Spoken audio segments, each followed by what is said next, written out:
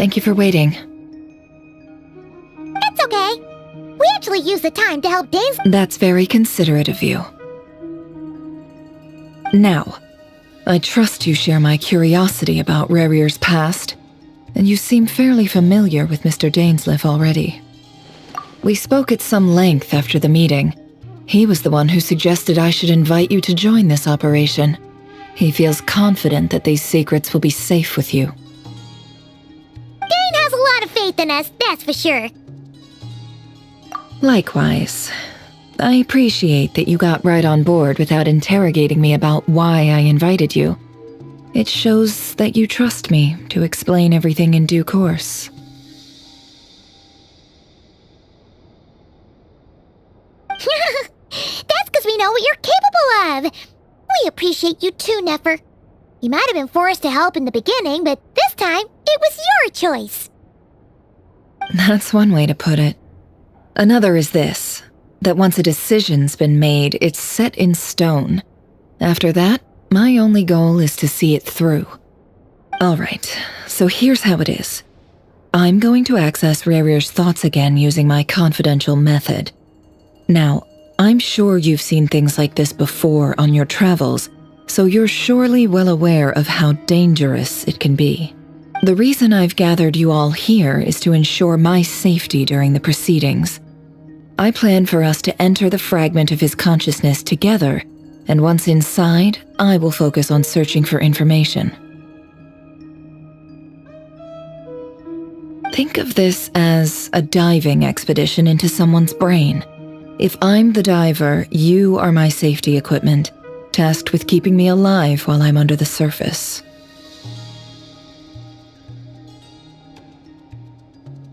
Once the ceremony begins, we will all be spying on privileged information.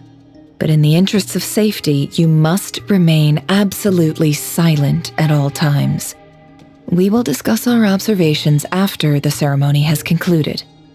Lastly, any individuals of a weaker constitution are advised not to partake in the ceremony. In any case, Paimon has her own job to do, which requires staying in the room but not joining the ceremony.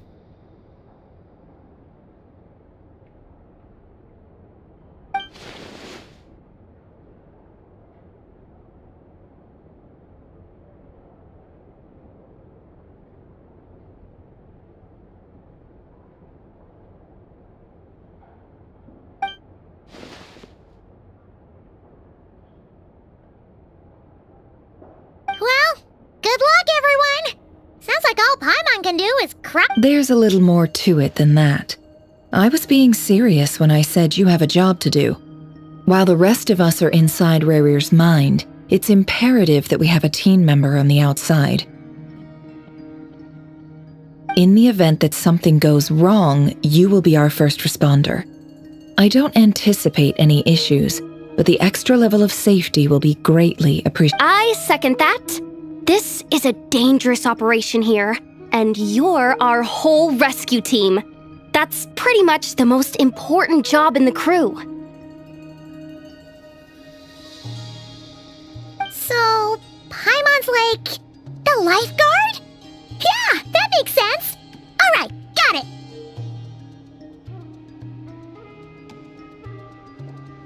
Good. Please, take a seat. We'll get started momentarily.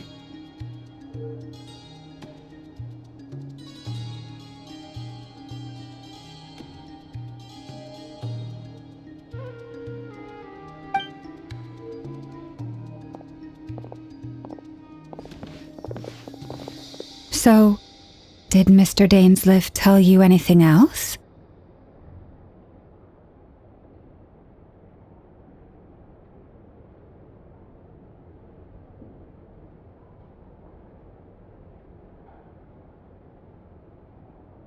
He told me that he believes Rarir kept some big secrets in his life. He's not sure that they were the cause of his eventual downfall, but he's asked me to uncover what those secrets were all the same.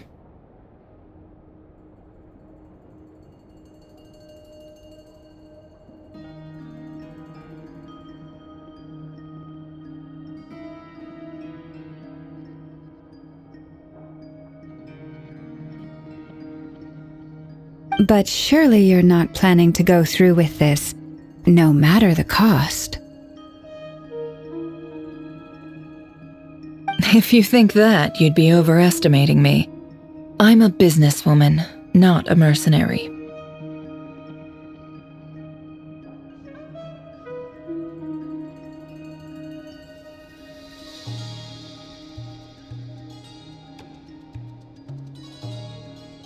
But I do have my own professional reasons for taking this job.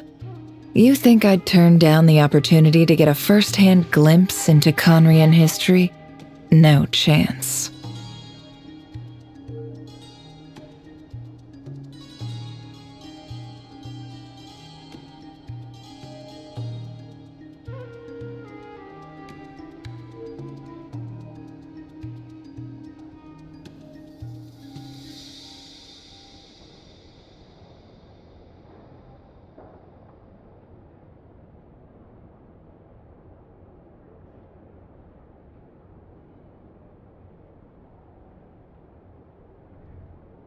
Well, as long as you don't let morbid curiosity get in the way of safety concerns, we're good. We'll do whatever we can to help you.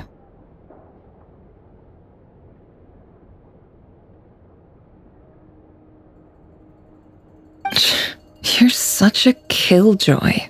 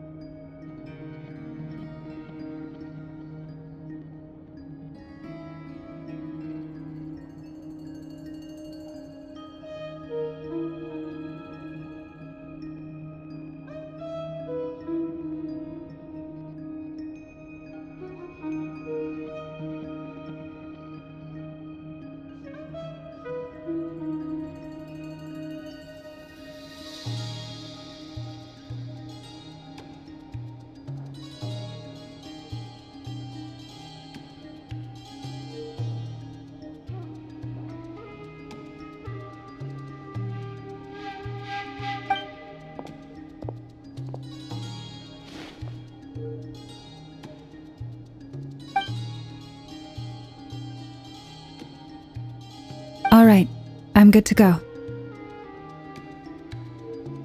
All set over here, too.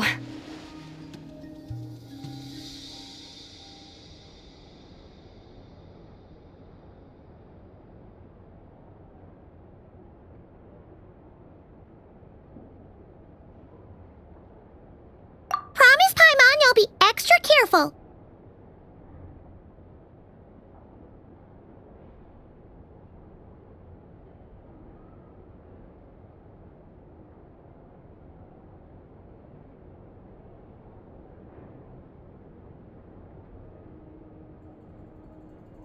All right.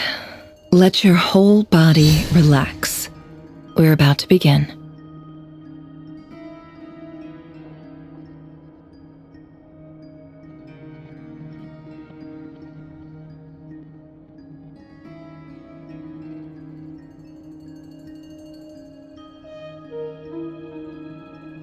Close your eyes.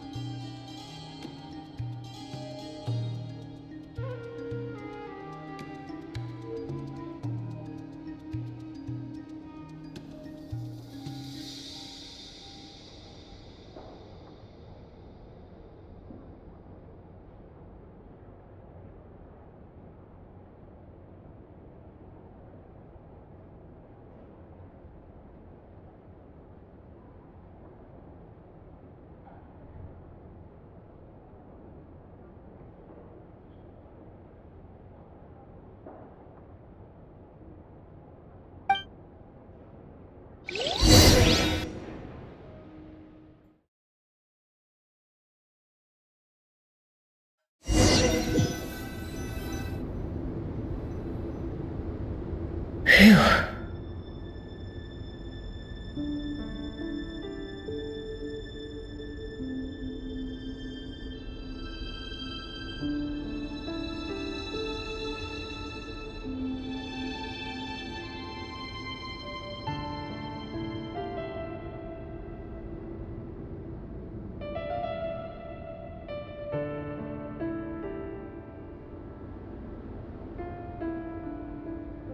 Could this be his office?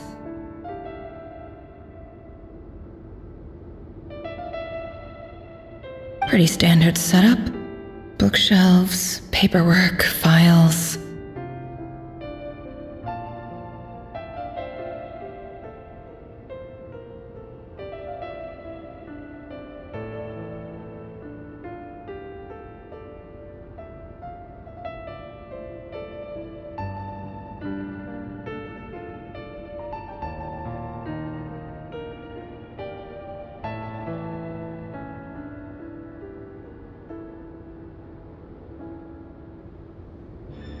According to Dainsliff, Rarier used to be an intelligence operative.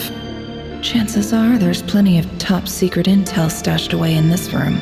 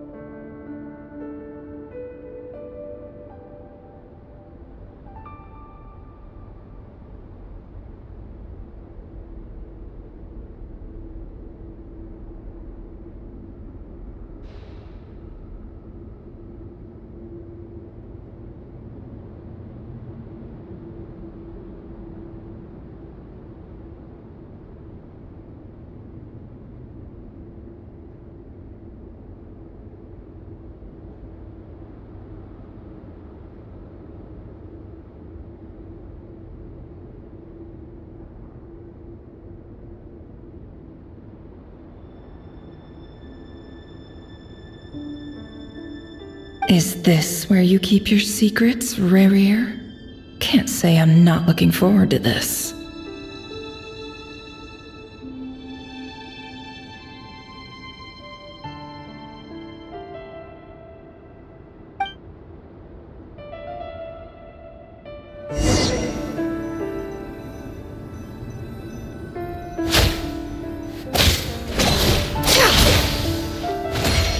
He looks even gloomier.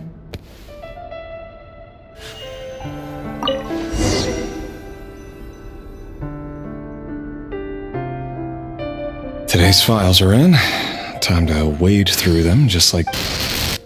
Male, 51. Occupation, cook. Confirmed Crimson Moon descendant. Has maintained frequent contact with other descendants over the past year. Neutralized. This one should be archived under Purged.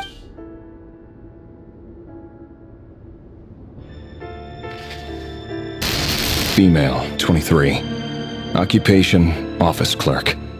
Confirmed Crimson Moon descendant. Neutralized. Another one for Sounds like she was that other man's daughter. Never mind. Male, 40. Occupation, teacher. Confirmed Crimson Moon neutralized. Just another nobody for the archive. Come to think of it, I remember surveilling this man. Female, 16. Occupation, none. Orphan and confirmed Crimson Moon descendant. Has been observed neutralized. Filed. I have no recollection of this girl. None whatsoever. Female, 13. Occupation, none. Neutralized. Filed.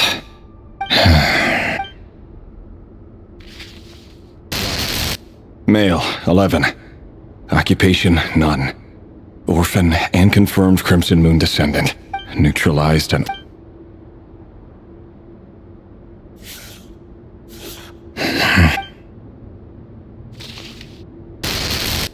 Male, 6. Occupation, none. Orphan and confirmed Crimson Moon descendant. Put...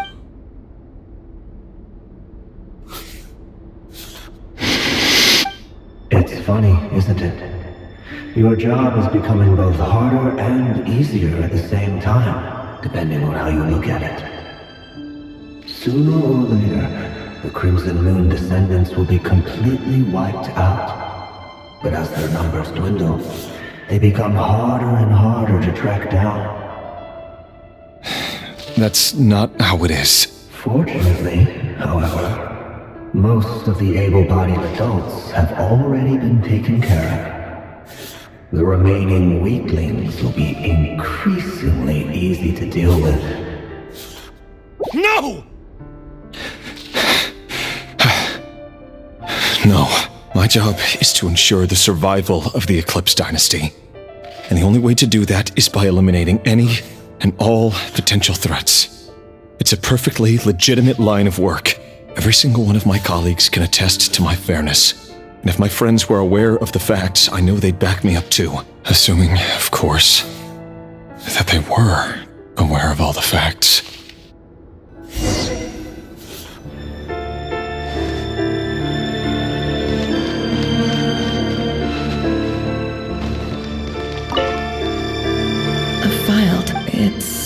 But at this stage, I have Wonder what kind of an aha. Please, hear me out. I can't shake this feeling that someone's been spying on our house.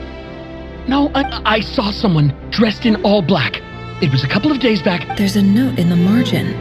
Surveillance? Could the voice in the recording belong to one of Rare...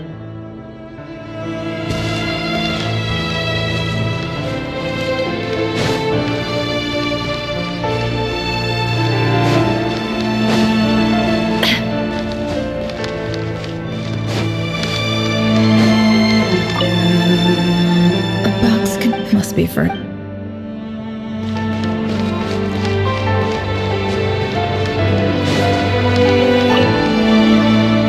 Bookshelves full of documents. Looks like these are all the Crimson Moon. Yep.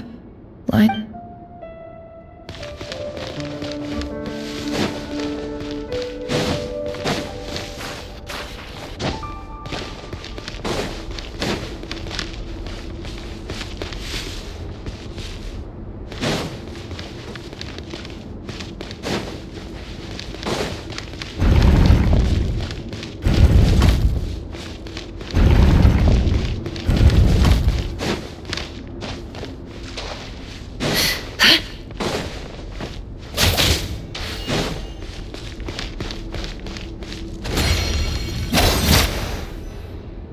Mr. Vedifalnir? It's been quite... Revere, forgive me. I wasn't tuning out, it's just, I noticed you didn't even phrase that as a question. Tell me, does someone in your position ever feel the need to ask? it is indeed within my power to foresee certain things. Things like... I was just thinking, it won't be long before I'll be inviting both you and Dane to my... That isn't a lie, but nor is it a fact as such. Ever since that day we met for drinks, I knew it was only a matter of time before you came looking for me. Does it feel good? Knowing how the future will unfold. I'm afraid the notions of good and bad fail to capture the complexity of what such a power entails. Once you've seen what will come to pass, it can be all too easy to succumb to fear and melancholy. Unless, of course, you learn to abandon these feelings. You fear my silence, and long to hear the words I left unspoken that day. That's right.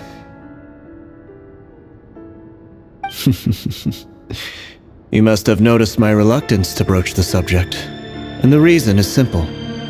Because the truth could never have lived up to your hopes. For both our sakes, such words are better left unsaid. The burden of prophecy was never meant for your shoulders. So who exactly do you deem worthy to hear your prophecies?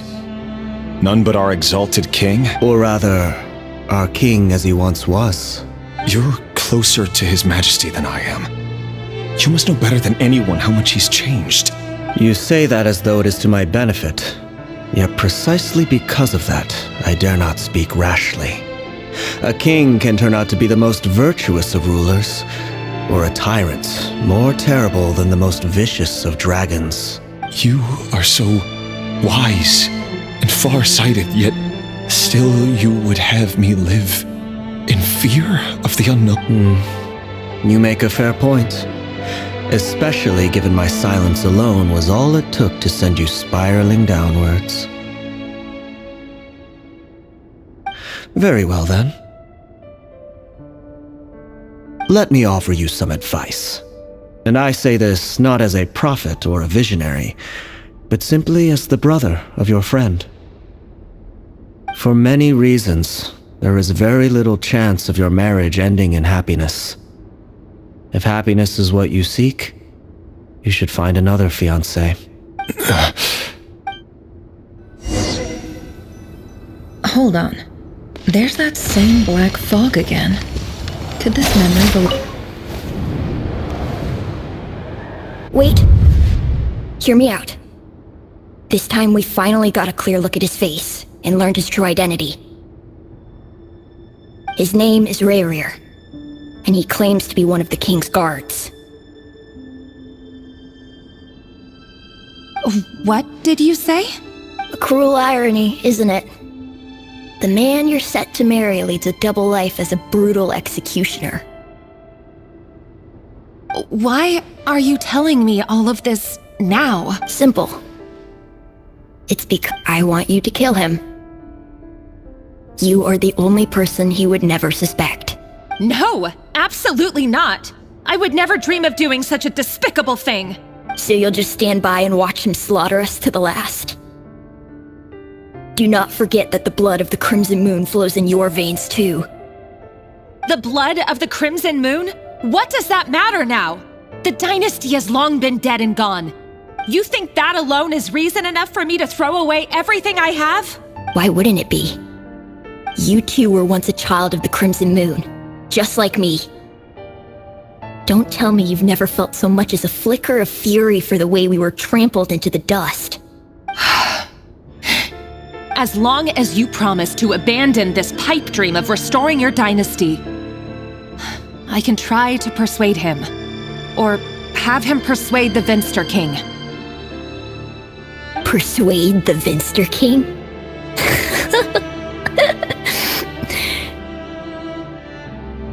Do you even know why he's so obsessed with hunting us down? Why he keeps trying to force us to hand over our secrets over and over again? Or why we refuse to give up on restoring the dynasty? The Vinster King. A blind fool. His eyes clouded by powers from beyond this world. A petty little man with a miser's heart. And he dares to sit upon the throne? Mark my words. Sooner or later, Conria will fall. And it will be his doing. If you can't bring yourself to do it, so be it. Just you watch. It won't be long before calamity descends upon us all. The Rehir of Solnari. That really is quite a secret you've been keeping from me, Rerir. But who am I to talk? Am I really any better? I've kept my own past a secret this whole time too. Love should be built on honesty. But ours was born from lies. And yet, is it really so wrong to hide things that would only make life harder? If we don't cover up the parts that no one else should see, how can we go on pretending to be normal? Vedifulnir must have known all this. And that's why he made his prophecy. In the end, nothing stays hidden forever. But I won't just sit by and watch this disaster unfold. I'll do everything in my power, no matter who I have to face.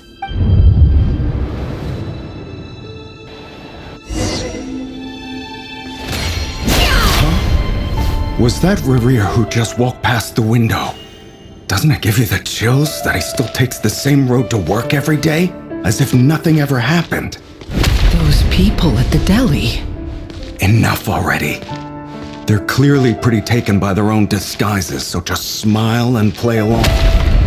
Pull the rug from under beasts like that, and you'll risk having your throat torn out. Deli? Oh. They're talking about those people from the opposition. Right. I'd almost forgotten they used to run a deli. People of no consequence always vanish so easily. No one even remembers them.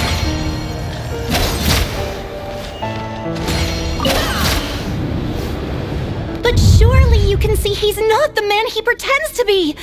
So many have died already, and they say that the king's madness We're not going to survive this, are we? But why does it have to be this way? Do we really deserve to Lindis? Are you even listening? Sorry, Freether. My mind was off wandering. I heard you, though. You're talking about what Rerir said. He's just following the king's orders. He's a secret agent, and it's his job to hunt down rebels and dissidents. By the time you first met him, he'd already taken lives. Maybe he was using you from the very beginning. No. Rerir has no idea I have anything to do with the Crimson Moon. My family are only distant relatives of the main lineage, and besides, my eyes are perfectly ordinary. Truth be told, apart from my teacher, pretty much no one knows I have any connection to any of it. But as Orlog said, who could possibly talk sense into that raving lunatic of a king? I'll work something out. Trust me, I'm with you all. But for now, don't forget that Rerir is an Eclipse operative. You need to, for now, don't come looking for me. And if anything happens— If even you can't escape this, what hope do the rest of us have? But after all this time together, surely he wouldn't lay a hand on you. I won't speak in his defense. Nor can I give you a— Here, hold on to this. If an opportunity to escape presents itself, take it. You'll be glad you took some spare change. You call that change? But what about you? I've got a job, and there's still money coming in. But you can't go anywhere right now. Please think about yourself for once.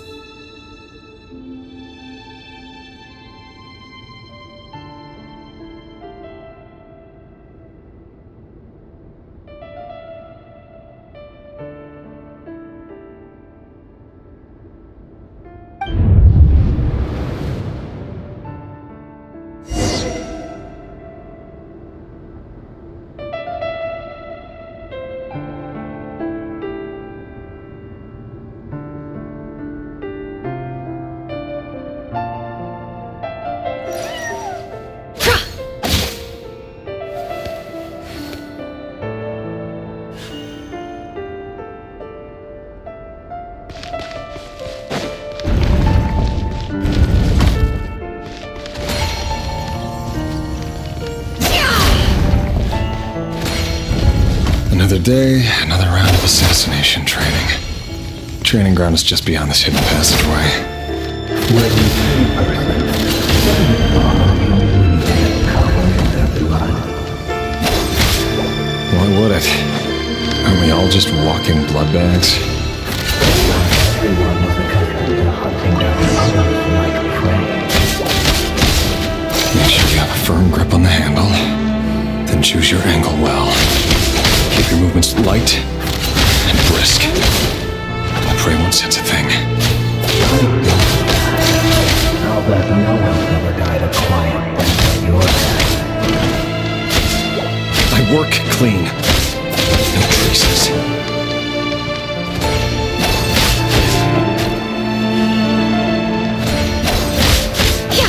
That doesn't make it open enough. The king just happens to need you right now. He doesn't. Make it happen. Ever since you started that power, in the beginning, he only had you take out a handful of things. But now, The ones I dealt with have always been guilty. And I've carried out my work flawlessly.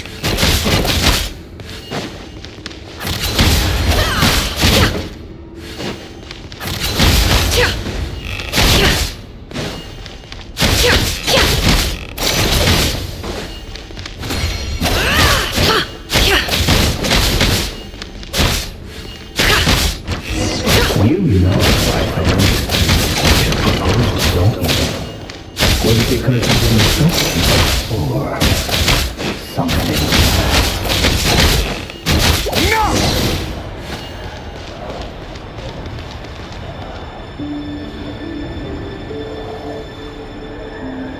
It all adds up.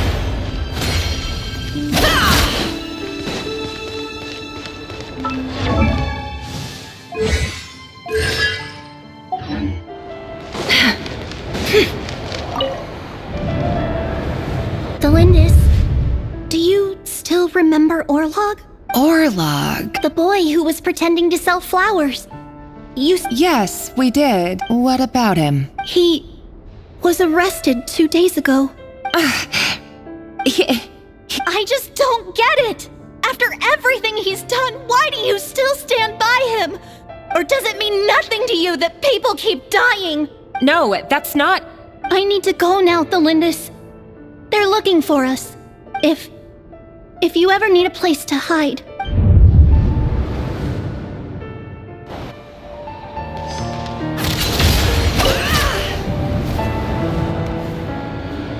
Author, Thelindis.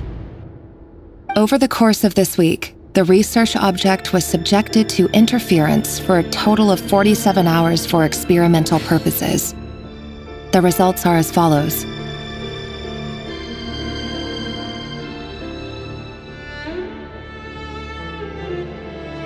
All subjects of observation that were sent inside have now...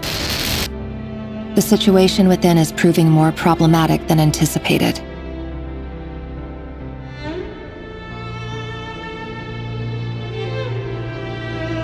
No progress whatsoever. What now? Won't you give me even a glimmer of hope?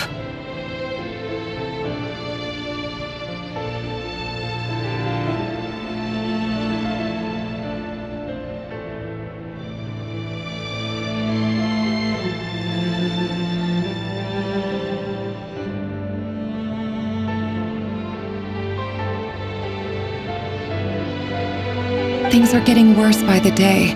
I have to find a way or we'll all be in danger.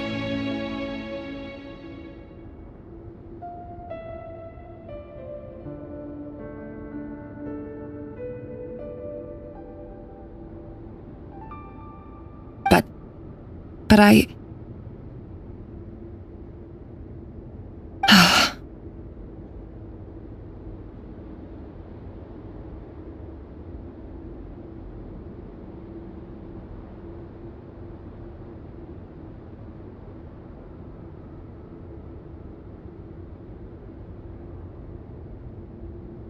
If all this research comes to nothing, what then? Sooner or later, it'll be my neck on the line.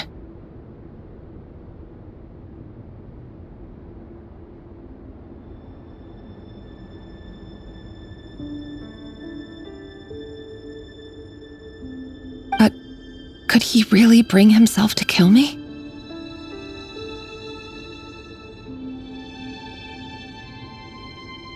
No. Surely he wouldn't have the heart.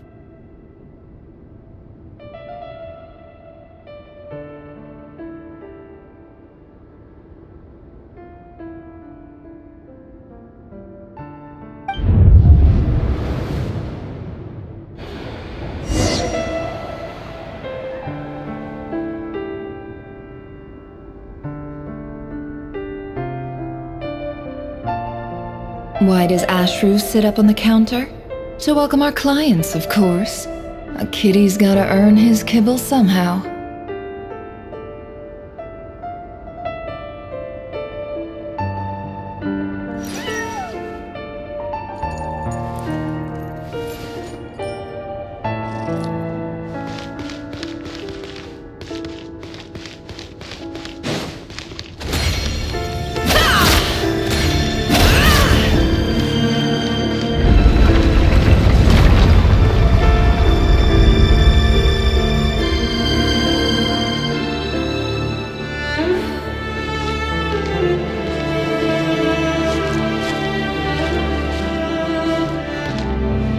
Why won't you just let us go? We don't even know each other. All we want is to live ordinary, peaceful lives. You want to live?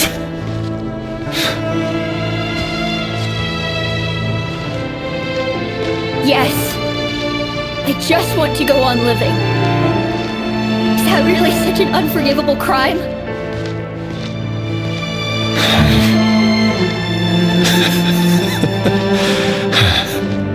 You want to go on living. I want to keep living too. To keep living forever. That's why I have no choice but to continue on the path I'm on. If only some savior would suddenly swoop down and change the way the world is. Too bad that's not going to happen. Imagine that. If there really were such a person, you and I wouldn't be standing here like this, would we?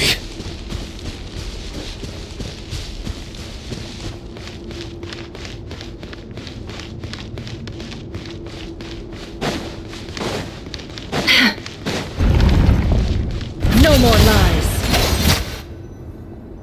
Today's files are in. Time to wade through them just like usual.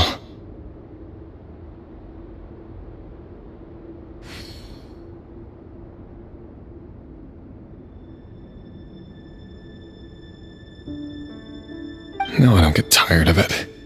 It's my job. And not only am I lucky to have it, I'm good at it too.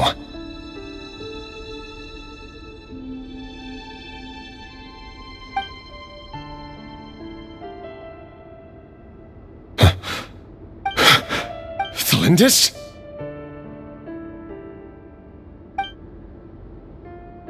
No.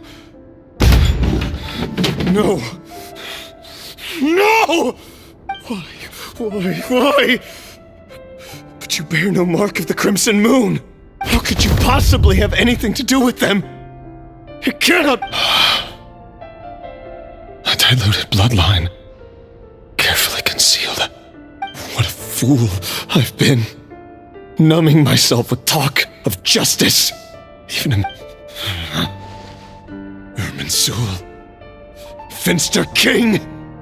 How far are you going to take this? From the direct bloodline to secondary offshoots?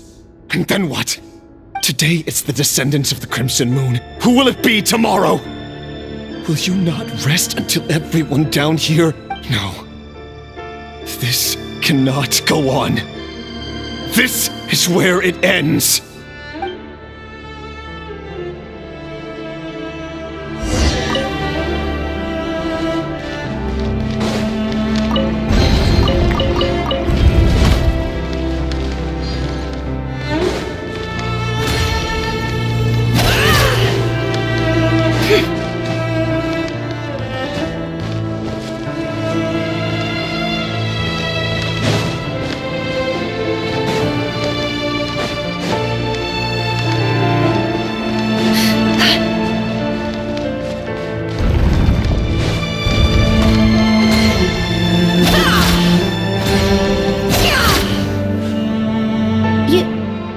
You're really letting me go?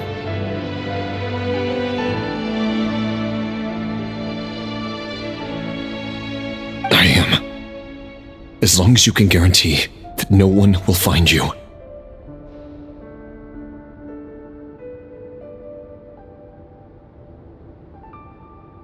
Don't worry, I'll be extra careful. No, but... If you let me go, you won't be able to complete your mission, will you? Good point. In that case... No, please! I just want to see the outside world again. Go on living? Yes. I know you're a man of your word. If I let you leave, what will become of me? But remember, don't let anyone know you were caught. We'll be... Even shadows in the dark must live by a code.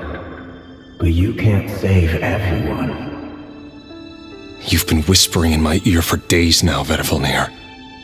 What are you trying to do? Break me down?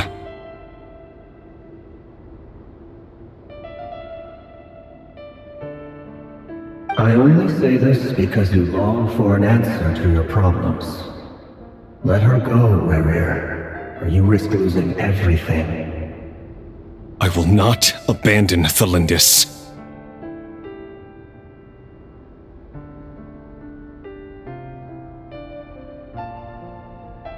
Then you'll need a little more vigilance and a lot more power. The world is changing, Rerir. Keep your eyes peeled for your moment of opportunity. That voice used to be so unclear, but now I know exactly whose it is. He won't tell me how to actually resolve any of this, but he keeps trying to manipulate me like a puppet. What's his... Tell me then! What will this moment of opportunity look like? And... no answer. He's like a ghost. Always disturbing me when I'm on edge, but never answering when I need him most.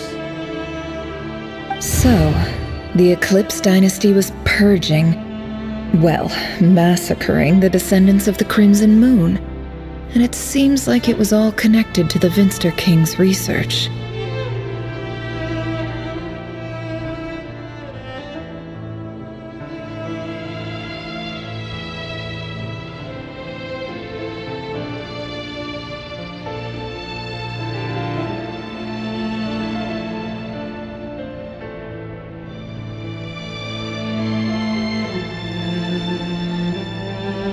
The king's obsession with abyssal power left the future of Conria hanging in the balance. No wonder every aspect of Rerir's life was so unstable. And it looks like this Thelindis, Rerir's would-be fiancée, herself belonged to a sub-branch of the Crimson Moon Dynasty's descendants.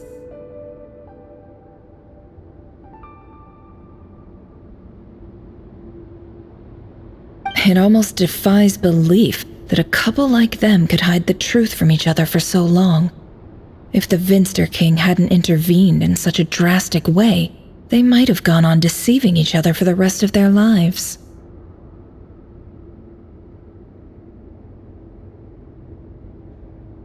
And why does Vedderfanir, Daneslif's older brother, keep talking in Rerir's head?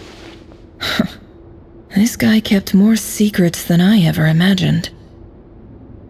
The human mind is like a vast desert of shifting sands. When you follow the flow of someone's memories, you only ever see the parts they're willing to let surface.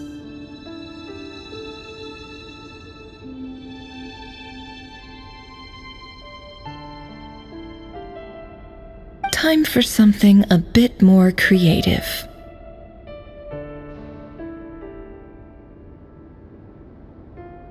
We've been inside Rerir's mind this whole time, building up a picture of his psyche.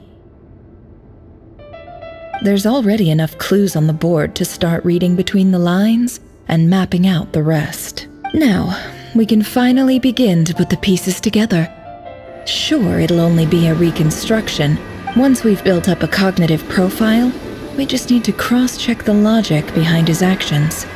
And then we'll be able to take a sneak peek at whatever it is that Rerir has really been hiding.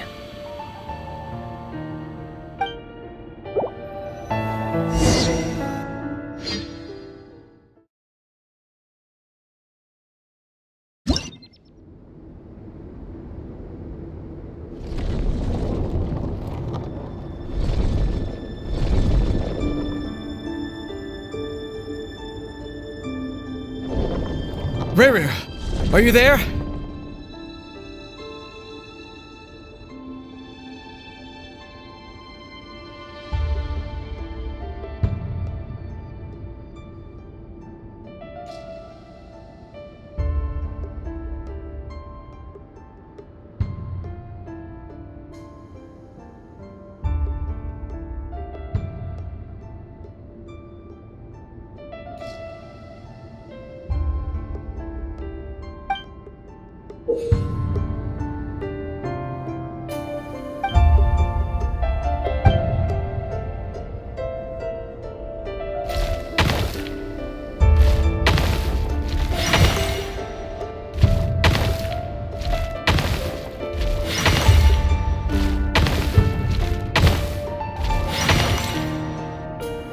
Hey, Rerir!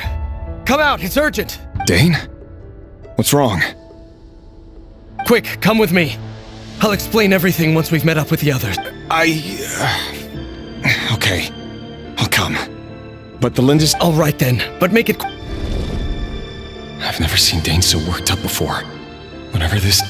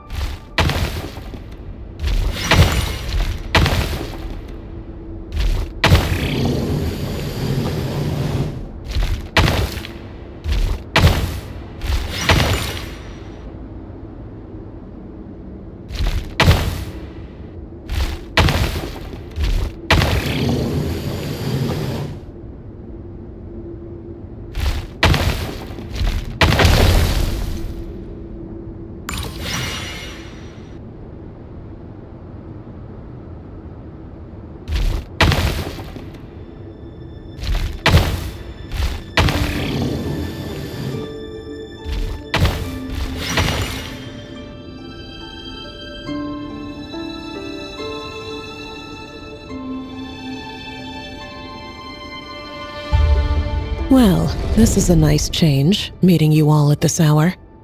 When men and women of ambition can speak face to face in broad daylight, I say that's a big step. Don't be ridiculous. We do not fear the day. Why would we seek refuge in the night? You might ask your blade that same question. I'm told it the word on the street is that Sertologi only strikes when he has an unfair advantage. But that is patent. If this is your way of offering me replacement limbs, believe me. Oh, we can certainly discuss that. With bioalchemy, anything is possible. Lunatic. Roptatir. What brings you here? Why, Dainsleif, of course. He invited me. Please, cast aside your apprehensions, Miss Rhindaughter. Whatever the rumors may say, I am but a humble servant of the king, and I can assure you he affords me— Well, the Universitas Magistrorum won't stop fawning over you, so at least some of the rumors must be true. You're clearly doing well for yourself, so you're president of the Universitas Magistrorum, the chief royal mage known as the Wise by royal appointment, and by far the most favored among the 4 pillars of Conria. Vice President Veet doesn't even try to hide his envy when he sees you. My success is the product of hard work and good luck. It's as simple as that. Were the king not such an extremist, I hardly think I would have— Of course, no job is without its gripes. Serving a king like ours can be a challenging task, as I'm sure you can imagine. And as for Efterveet, in missing out on the presidency, he's done— You're all here. I apologize for the short notice, but it was an emergency.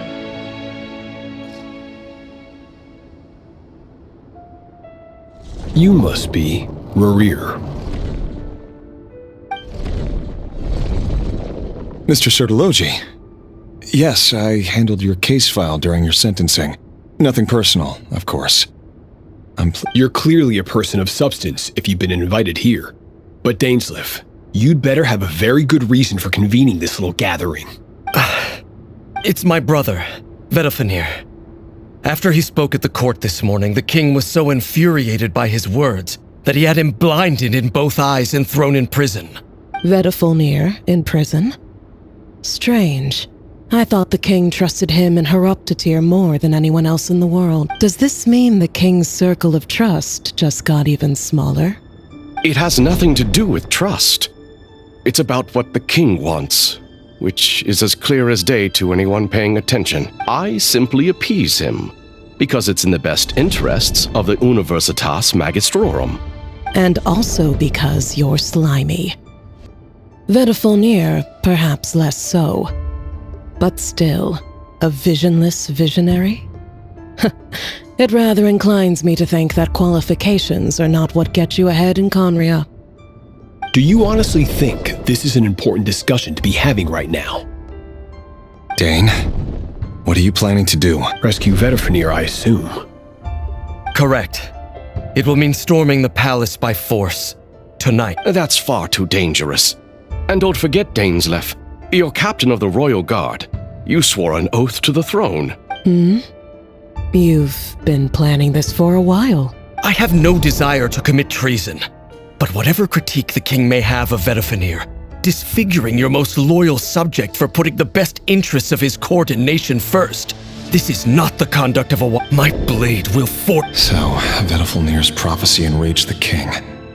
I'm sure it wasn't what he wanted to hear, but if he won't take counsel even from the visionary, that is deeply troubling news. The extent of His Majesty's madness is now all too clear. The question is, how does a man like me get out of this situation unscathed? You have noble ambitions, Dane, but I'm afraid they don't do much for a guy like me. I'm not interested in saving the world. All I want is a letter of pardon. A letter of pardon? For who? The chances of the Vinster King issuing a pardon for anyone connected to the Crimson Moon.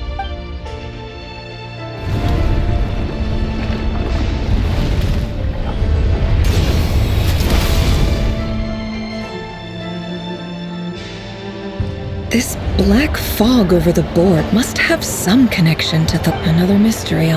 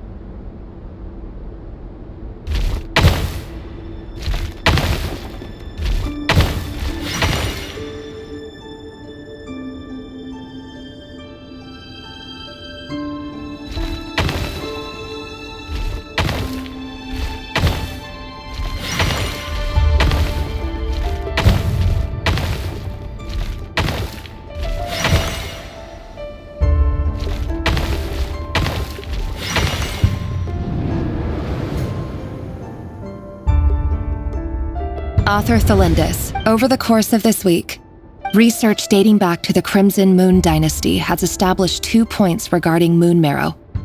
Firstly, its origins have something to do with a god's power. Secondly, it serves as a portal to an as-yet indeterminate location. However, there are a number of hurdles to overcome before we can answer the question of where it leads to. To start with, opening an enormous amount of power is then required to keep the gate open. Currently, the total power output to make matters worse, I am now the only staff member remaining in the Moon Marrow Lab.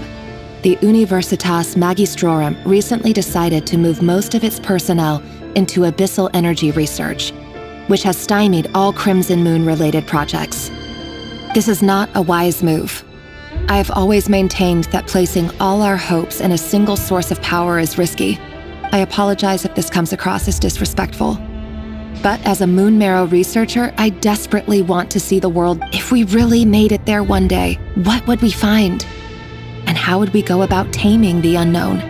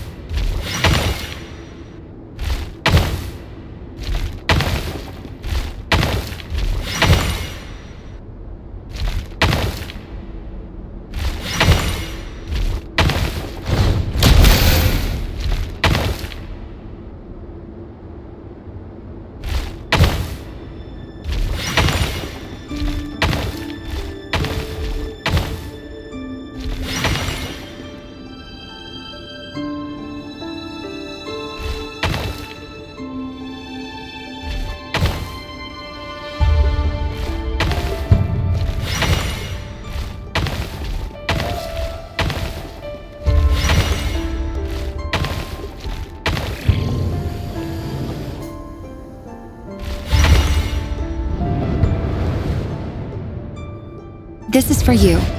I heard— Thelindis, did you— I've heard nothing. Rerir got back very late last Friday, and he was acting a little unusual, but you never saw him, and I don't know what he did. And this conversation never— What if he finds out that you pried into his secrets? Don't be silly. I don't know what secrets he does or doesn't have. All I know is he's just a normal guy who happens to run some errands for the king. Are you scared of him? I don't know. The Rerir I know doesn't match the— Logically, I should be scared of him. And yet, I don't want— But enough about that. You should get going, and be careful. What's in it? A piece of the moon. All you need to know is that as long as you keep it safe, then in the future, everyone will be able to see a red moon. A red moon? That's right. Our moon. Promise. I promise, The Crimson Moon bloodline will never die out.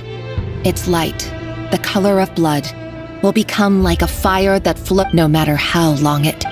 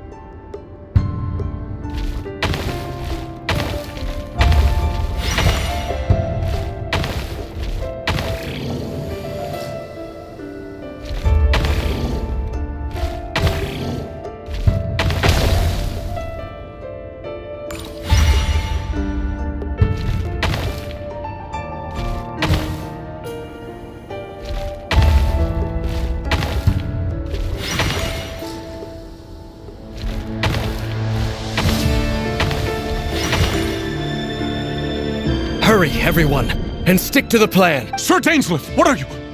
Is this true? You know what happens to those who betray the throne. It is the king himself who has betrayed the throne. He has betrayed all of Conria. If you have any love left for justice in your heart, you should... It's showtime. Dane and his group will handle the troops in the palace. Then Hraptatyr and Rheindotter will disarm the security measures. My job is to enter the prison and rescue Vedifel. Stay safe. Look after my brother. Draw your blade. It is time for justice to prevail.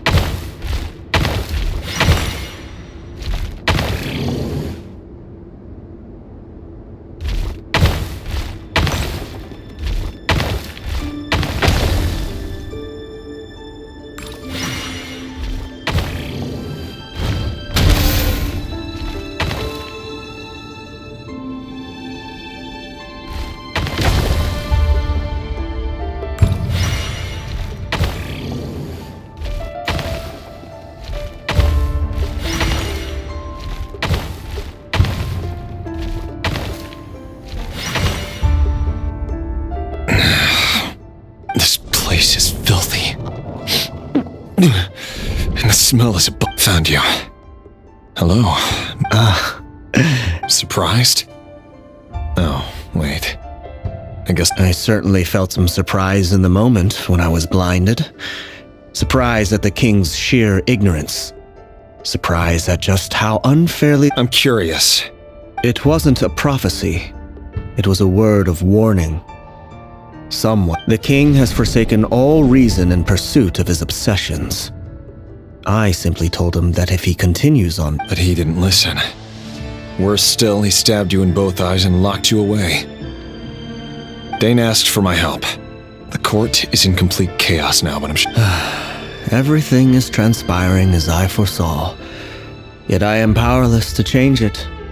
Fate is an immutable... I do wonder whether giving a man the power to see the future does nothing more for him than slowly crush his spirit. Forgive my curtness, Vedifel, but the king did not suddenly turn on you today. His suspicions have been brewing for a long time. You can't have wisdom beyond the reach of your fellow man without attracting his fear and suspicion. There are things the king does not want to see. So, he doesn't want you having visions of them either. He blinded you because he thought this would make the visions stop. He wasn't entirely wrong. I did indeed lose my power to see the future.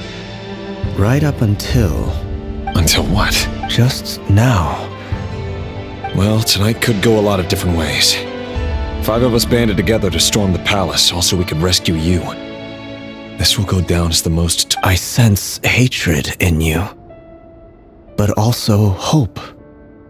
A desperate hope that with the tyrant deposed, that will be the end of the... But this is not the end. There are many men of honor and courage in this world, Rerir. But you are not one of them. Is that a dagger? Interesting. Why not the polearm? It was always your way. With your abilities, I don't doubt that you were able to recover some of your sight. But I also doubt that you want to make an enemy of me right now. Of course not. We're on the same... We could be. But I need you to be honest with me, Vedifel. You mean your future? With your beloved, Thelindis? Yes. And I know there are bigger things at stake here. I can't abandon the one I love to save myself. I just can't do it. But you see a broader picture of the future than I. You see the solutions to the biggest problems of— In matters of fate, answers are either right or wrong. What will be and what will not. That is the cruelest thing about fate. It is That can't— I know it's your voice that I keep hearing in my head, urging me to see how the world is— You show me disaster, but you won't show me how to avoid it? Why? My voice.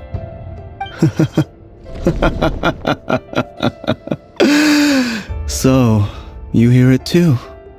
The voice that steals your mind, gains your trust, and drives you crazy. It turns out that we are not so different, you and I. Vedifalnir just broke into the strangest smile I've ever seen in my life. As if— Very well then. My advice to you is as follows. You must persevere. Whatever trials and tribulations you may face, for as long as you live, your story with Thelindis shall not come to an end. That is the only chance you have of fighting. It is up to you whether you believe my words. Regardless, I will hold you. Thank you for setting me free.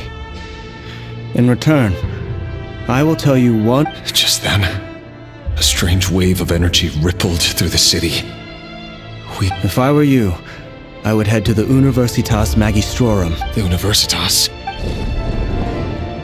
I'm sure we'll be seeing each other again very soon, Rerir. Whatever Vedifalnir said, I didn't catch it. I didn't even help him out of the prison. There was no time to lose.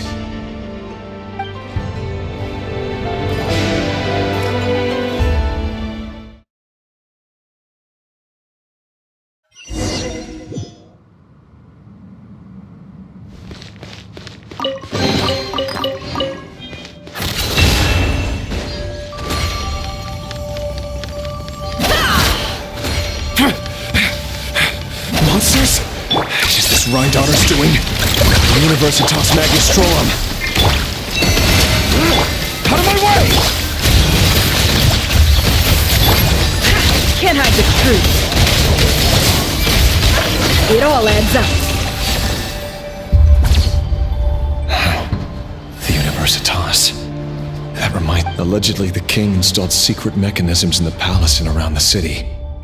But if they were ever going to activate, it— Help!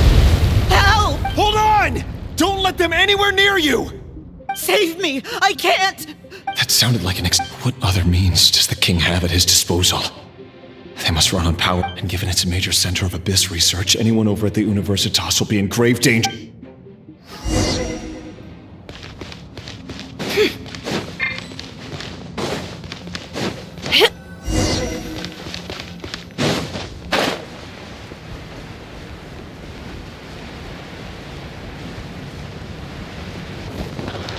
Our bond is strong. Forest, protect. Wing done. No more lies. It all falls into place.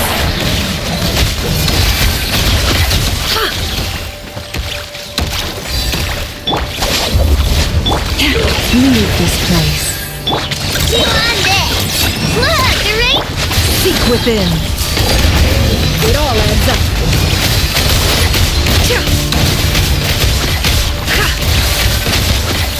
No more lies.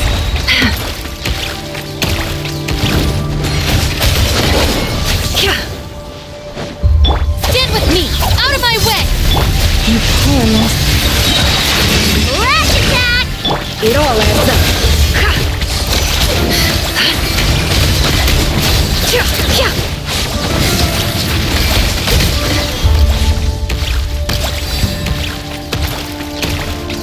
Our bond is strong.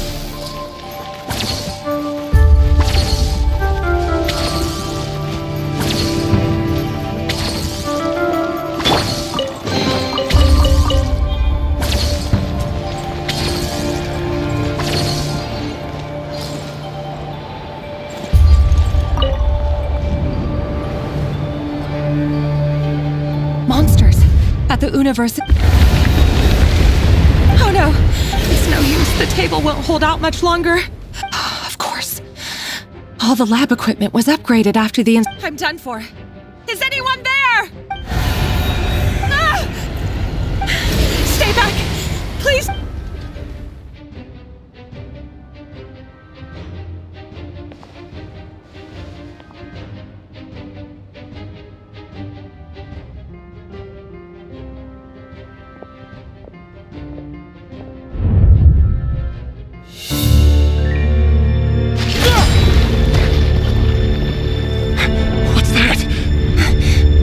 Rear. So the rumors about your work are true. What? No! Listen, something happened at the palace tonight. We have to leave! You don't need to lie to me anymore. What do you mean? I know why you're worried, and I will respect the decision you've made. But it's okay, because I found a solution. I know how to end all this. You can have it back. The normal life you so desire. But until then, I'm afraid our wedding will have to wait. Felindis? No, don't do it! Felindis! Felindis!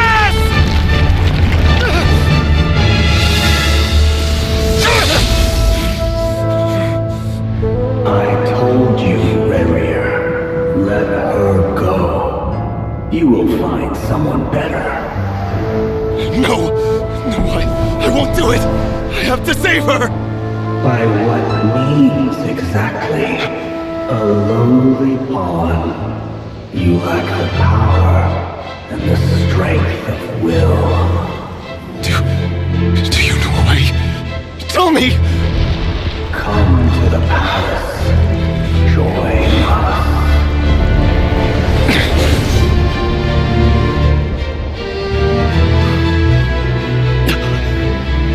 Riri, thank goodness we... Step forth and take your share. You made it. Not you too.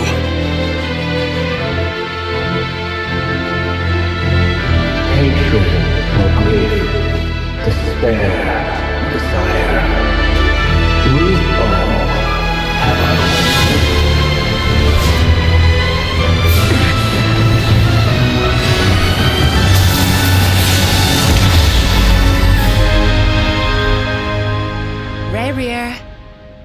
Rear.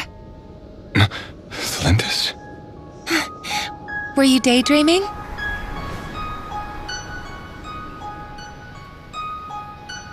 You still remember, Rear? That question you asked me a couple of weeks ago? Oh. You mean the proposal? Yeah. I'm wondering, where do you think would be a good place to discuss it? Maybe in the garden?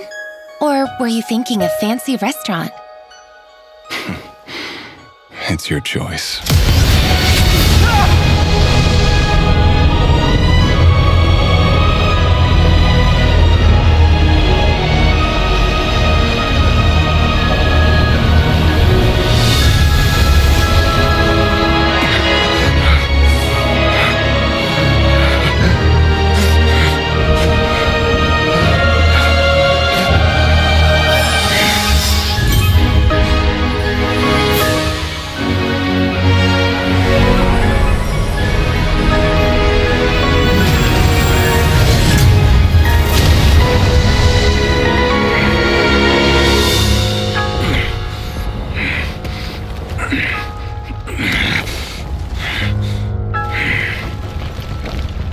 I will find you.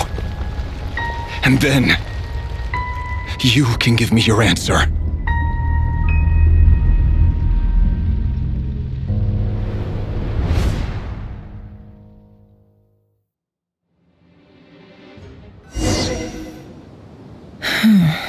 So that's how the Raker of Solnari was born.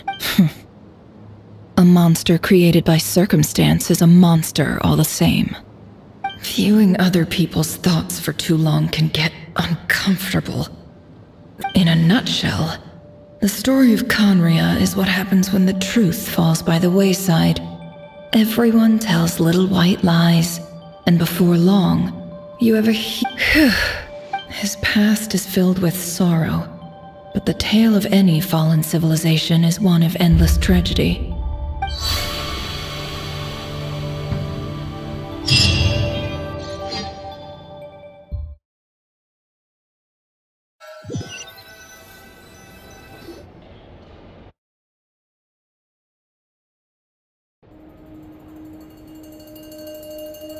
Everyone, I'm back.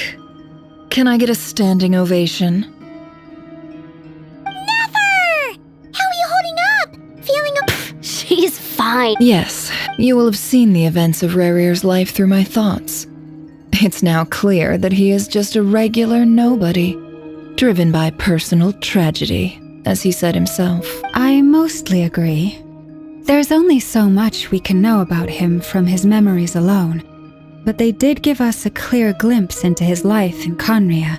However, I would not consider Rarir to be a nobody. He was deeply involved in the events of that era. Yet, when the catastrophe of a generation strikes, nobody is safe. Sounds to me like you're speaking in riddles again. Is this you urging me not to abandon the people of Nodcry in their hour of need? That's not what I meant. Although I do hope you choose to remain a part of the plan. Without you... Then try to remember that I respond better to the carrot than the stick. And Now, as for you, Missy, you were excellent. You stuck to the rules of the ceremony and kept your mouth shut the entire time. Bravo. Cool. So, can you fill me in on the deets now? Patience. You'll hear the whole story, don't you worry. But let's meet up with the others first. It will save me Yehoda? Yes, boss! That's more like it. For a moment there, I was worried you'd forgotten about the first clause of your employment Forgive my curiosity, but... It says I gotta do the annoying stuff that boss is too lazy to do for herself. Like opening... Is that right? If something is in the contract, it's because she willingly agreed to it. Rest assured that in any case, I've hardly shied away from my share of the work. There's nothing I dislike more than other people enjoying themselves while Oh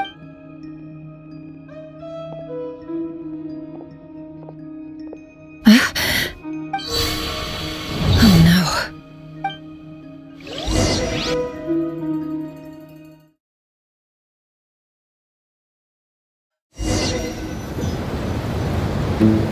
Sorry to disturb you, but we seem to have run into some trouble. Evidently so. Don't worry, I'm not about to leave you to fend for yourselves. I'm not that kind of boss. What did you hear me say? I wasn't talking about labor policy. Wait, how long have I been standing here? Not long. You just appeared by the door a moment ago.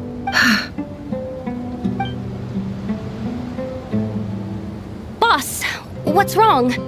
We've been tricked. We never left at all. Somehow I hallucinated that whole scene back inside the office. Hallucinated? How indeed. This place should heed my will alone. All thoughts and actions that occur in here are just a result of pawns moving across the chessboard in a carefully calculated manner. And no... So you control everything in here? More or less. But yes, it's a special... Has anything like this? Only once. It was the first time I used the chess set. Is there any similarity between what happened then? I suppose my thoughts are a little turbulent, which was also the case my first time. Is there anything I can... The first clause of your contract clearly states that I only need your help with things that I... Meaning, you're not feeling late? Meaning, this is not something Yehoda can help with. The chess set is a... Boss, it's fine! Oh, listen to you. What? Yes, really. Where would... Well, anyway... I suggest everyone finds someplace comfortable to take a... Even though all this chess malarkey doesn't exist in a physical set, you don't want to dismiss mental fatigue just because it isn't physical. Don't I have the best employee? If we can find a suitable time, I'd love to borrow you. Oh, Lama. Have I ever told you just how pretty you are? Beauty runs from time to rally, everyone. Follow me. As we continue our journey, the same rules will apply. That means stay focused and no talking no matter what we encounter. You have my word that I will get...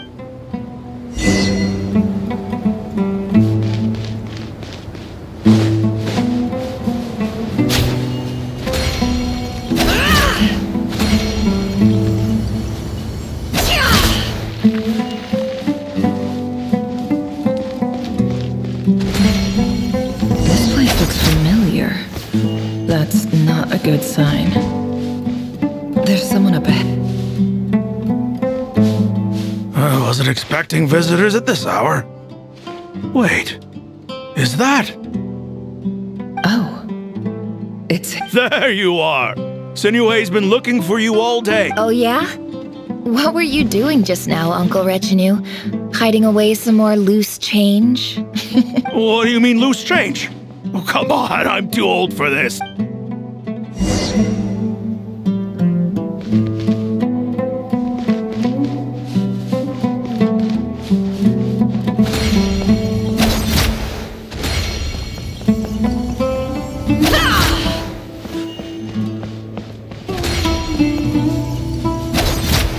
Hey, kid. Mind telling me what Sinuhe's been up to? Get in his good books. I've written a new song. A new song, huh?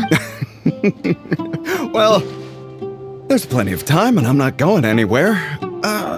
See that pile of stones? I'll be sitting there. Pile of stones. Got it.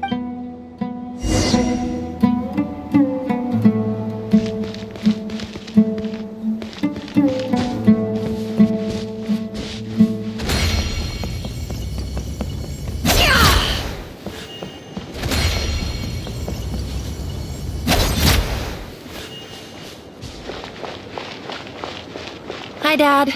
Uncle Retinue said you were looking... Ah, there's my little princess. If you'd gotten back just a little sooner, you could have shared the spoils. Spoils of war? Who were you fighting against, Dad? It was just a figure of... I was talking about our war against thirst. I went out to fix our water supply problem, and now I'm back. We have a well again. That's right. I found a new one and brought back as much water as I could carry. If it wasn't for these blasted sandstorms, our... As the chief of our tribe, I'm supposed to be leading us out of hardship and You know how prosperous our ancestors were. I've told you all the stories. And look at us now. Squeezed into these hovels. No one would... But things are looking up. I started working with some folks from the academia a few months back. They gave me some contacts. So you're the academia's helper? Special ambassador, they call it. Think of it as a partnership. It's nothing bad, okay? We've been isolated here in the desert for too long. Seeking opportunities elsewhere is the best thing for us. So, do you get anything good out of being... Of course. My luck's improving.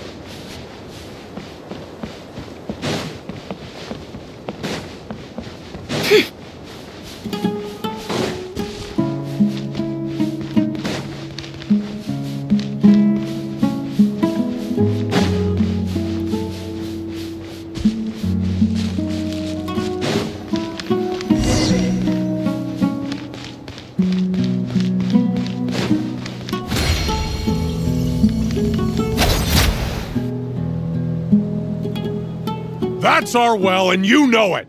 You stole from us. Well, you've got... Did you really think you could take our water without permission and get away with it? You're either brave, stupid, or... And that special ambassador act? Yeah, nice try. We spoke to the academia. They said it was all news to them. You're a liar and a cheat!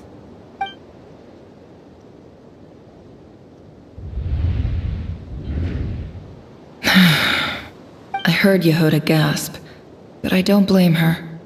Most people are terrified by the sight of blood. Corpses strewn across the ground.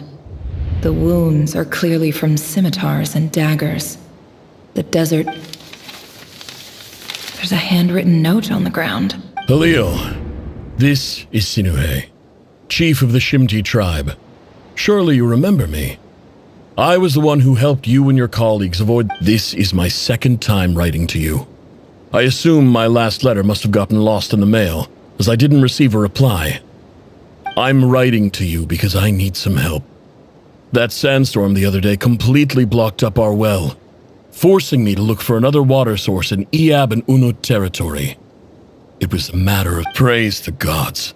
The well of the Iab tribe was intact. It was my last resort. I drew what water I could and left, but not without being spotted. I fear they will retaliate. You told me to write to you if I ever needed help. You said you'd be my... I urgently need you to formally recognize my title of Special Ambassador and send some of your people to assist me for a few days. It's the only way I can convince them that this was the Academia's decision and prevent them from... This is an emergency. Looks like this letter never got sent. The writer died a grisly death, and the letter was trampled into the ground. It's badly defaced. What a ridiculous lie the surviving Shimti tell. Their whole village was butchered over a sip of water.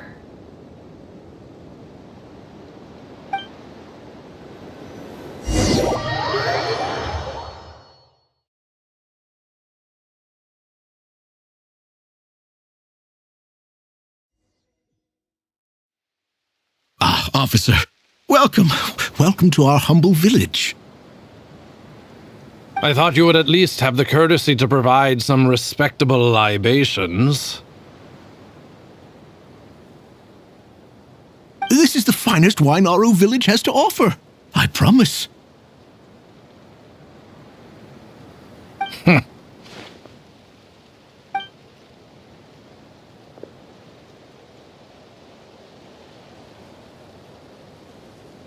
The Academia has agreed to reserve a single space for a candidate from your village.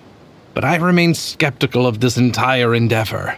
I highly doubt anyone in this desert possesses serious academic potential. Please, have faith. If not in us, then in our God. The child we found shows great promise. I beg you, take her away from this place. Give her a chance. Don't let her talent go to...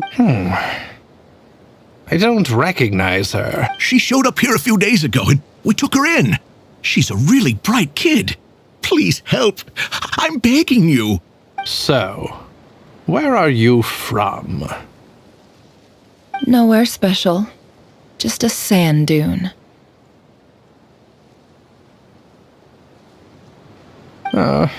What about the rest of your family? How many of you are there? Just the one.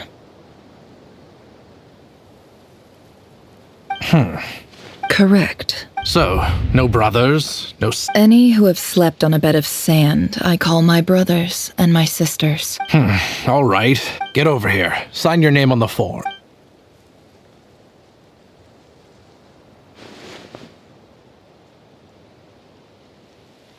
Never? You're rather fair-skinned for a desert dweller.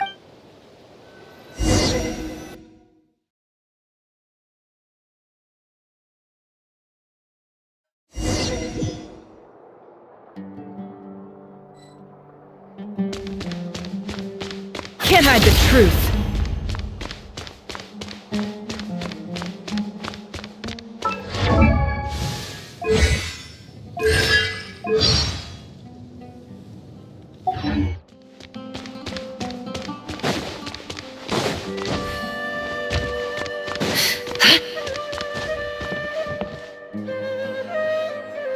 Nefer, this term's assignments have been issued already.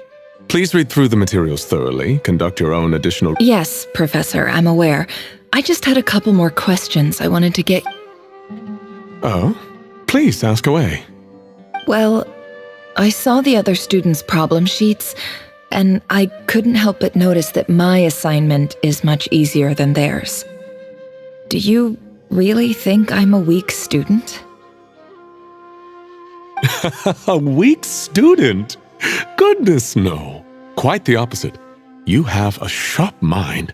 Almost too sharp. I think what you're saying is, a weak student wouldn't have noticed the discrepancy. And if they did, they certainly wouldn't complain. You see, sharp as they come.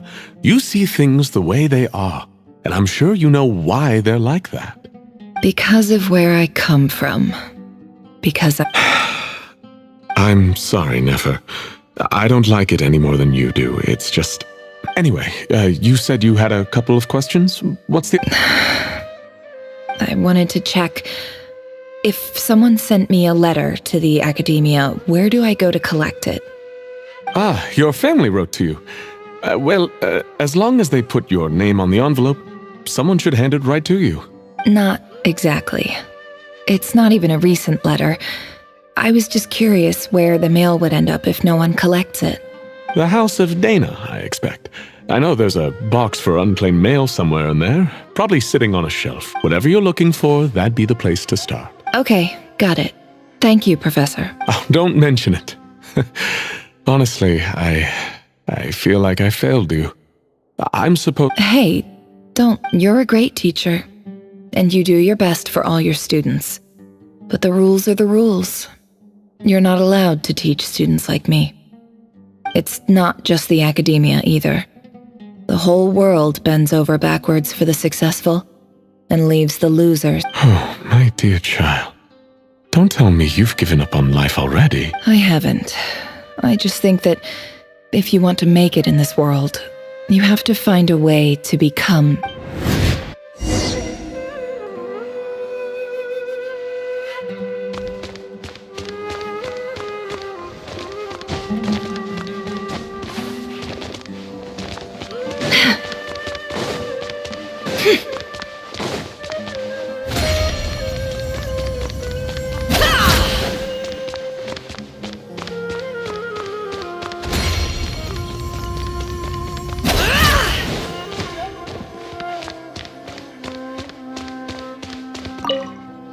This must be it. Let's take a...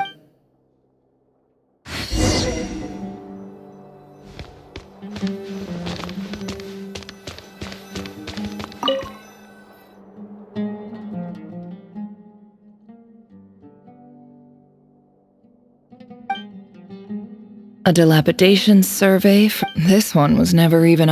Who was it addressed? This one is addressed... In clinical terms, for example, this seems like something the academia would want... Wait, what? The note says, This next one is addressed to... A few words of protest regarding, in recent years, the academia has taken on a small number. However, it appears to me that these students have not, in fact, as well as receiving education is the fundamental purpose. As Grand Sage, policy decision, I do hope you will give some serious attention. Great letter. Shame. And the sender is... Huh? Sage Cyrus of Spontamod.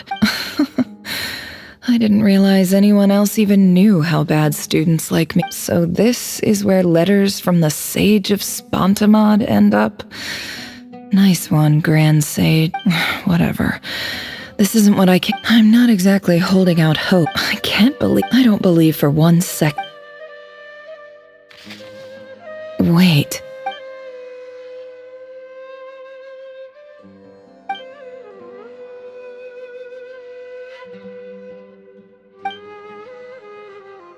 Greetings, Halil. My name is Sinuhe. Chief, I don't know how well you remember it. In my tribe, the Shimti tribe lives off. This brings me to my reason for writing. There was a terrible the Eob and Unut. I found a well belonging to the... When we met, that aside, the last... We have next to no resources. From the outset, the Academia never took you seriously. Those things they promised were just empty words. I doubt they even and you were so emphatic that your luck had finally changed for the better. You swore you'd lead us to a better place one day. You spoke with such conviction. You liar. You lied about and who fell for it. Which makes you a pathetic... I think I'll take over from here.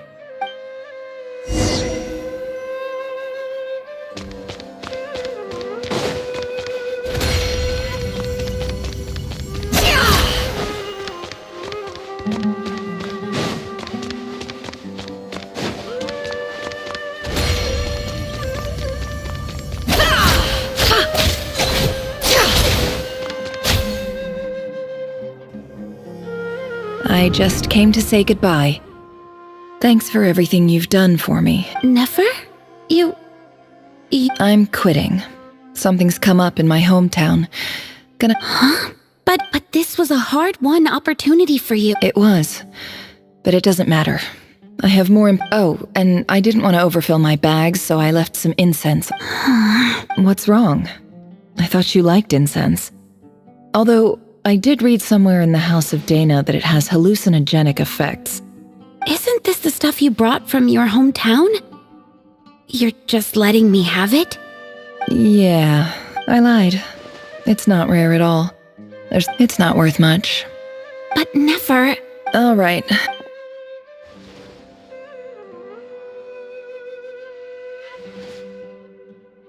Don't forget me, okay? I mean, we're more than just classmates, right? Yeah, I lied again. That incense is worth a fortune, and it's a rare find even in those ruins. And as for remembering her, I have far too much to do when I get back. I'll be lucky if I even make it through this alive.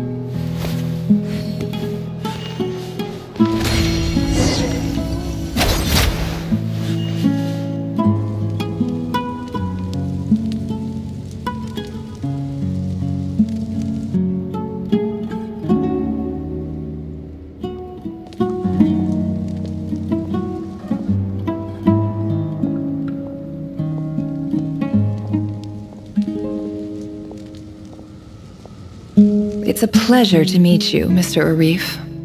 So, what does the Academia want? Since they've sent their special ambassador, I assume there's... Please, sir, lower your blade. You're lucky I'm the one they sent. Not all special ambassadors share my admiration for the Eab people. The ever-shifting balance of power in the desert reduced the once great civilizations of this region to rubble and sand. Huh. So, you do know who you're dealing with? This well is the perfect symbol of your strength, is it not? You're not wrong. But I'm sure you didn't come all this way just to flatter us. Of course not. I came to bring you some very good news. Some information that recently came to records uncovered by the Vahumana Darshan show that a certain well currently under Eab control is built on top of some ancient ruins. These ruins are of great archaeological interest to the Academia. I checked the map carefully on my way over here, and I'm confident that this is the well in question. The Academia is offering 50 million mora in return for excavation rights. 50 million? No, wait.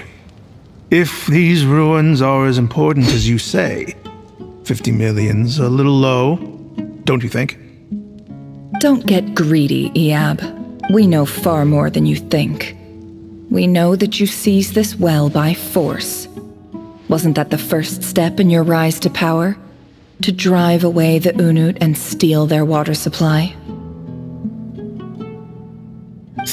So what if it was?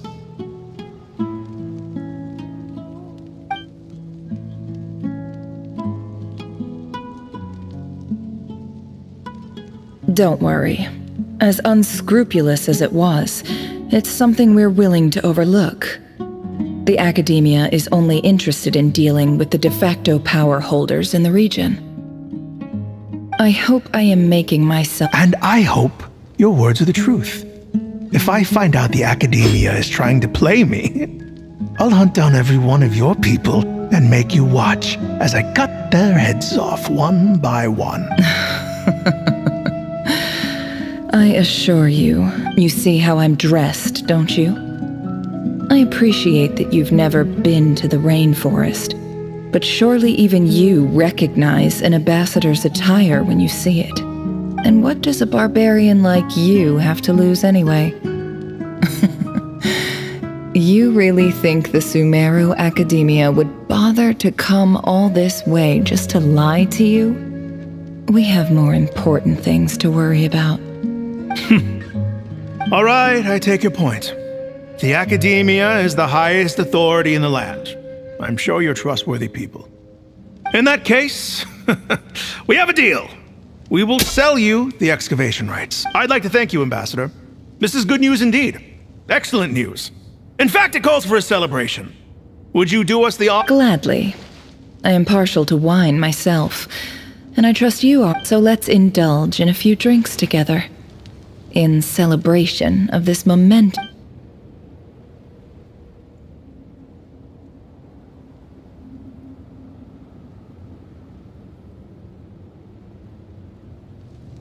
Chief! Chief, it's an emergency! It's the Unut. They've taken the well. What?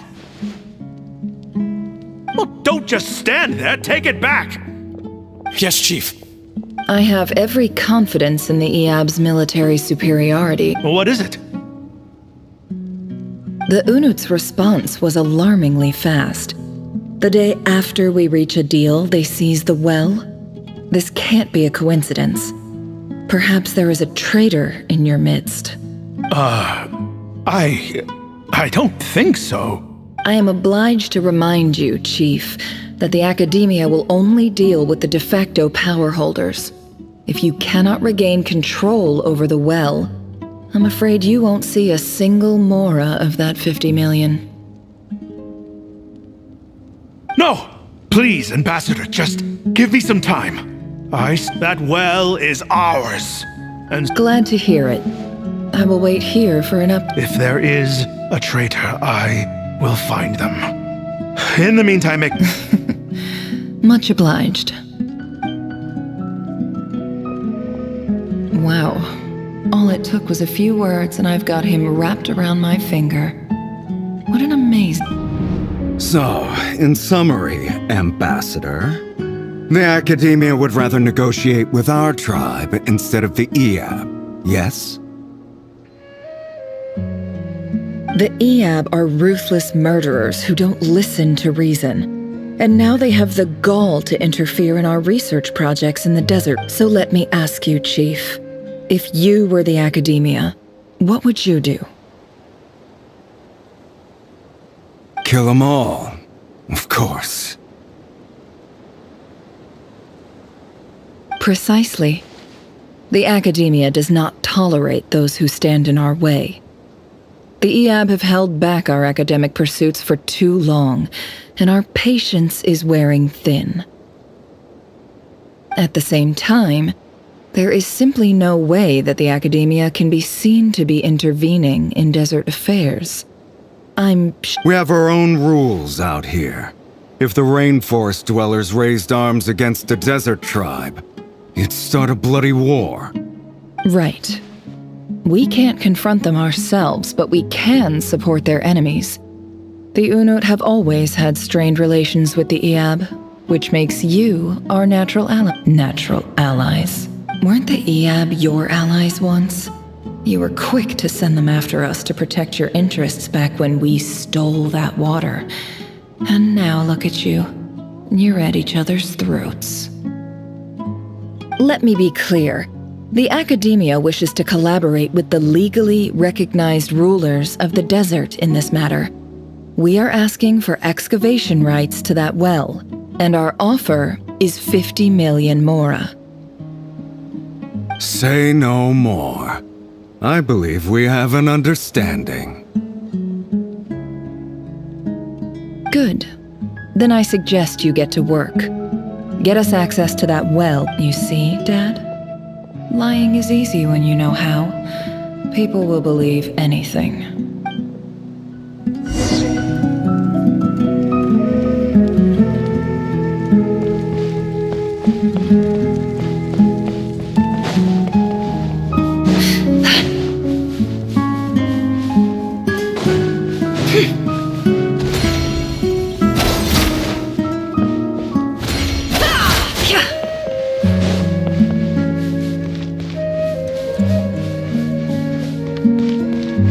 No more lies.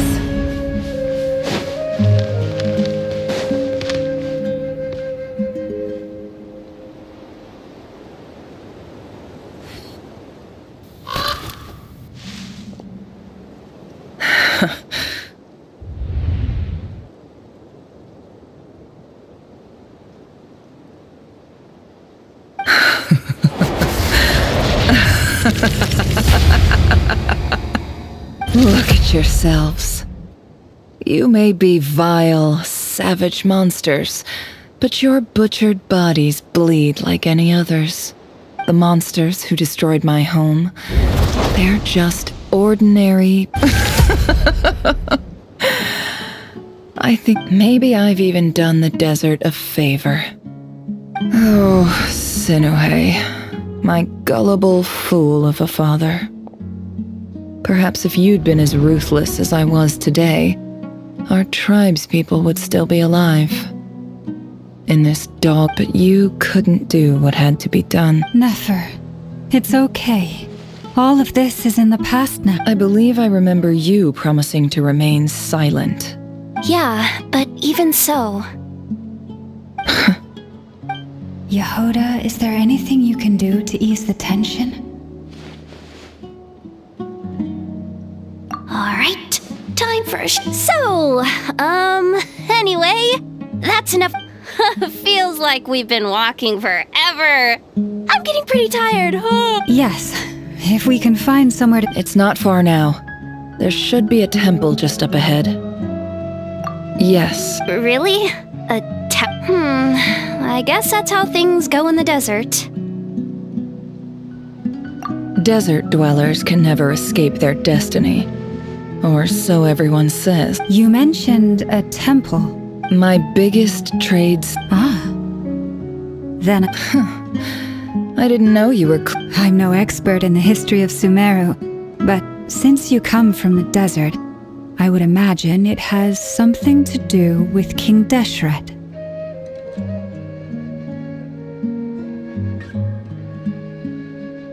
Sounds impressive.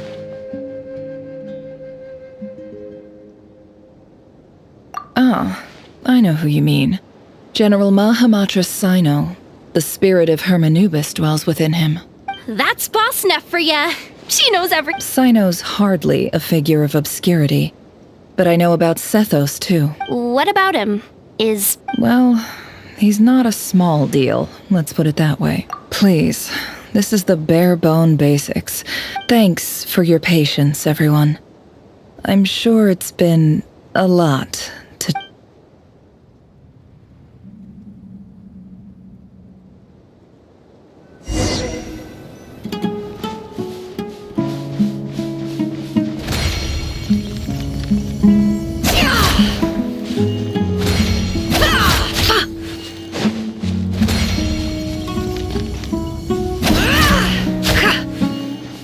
It all adds up.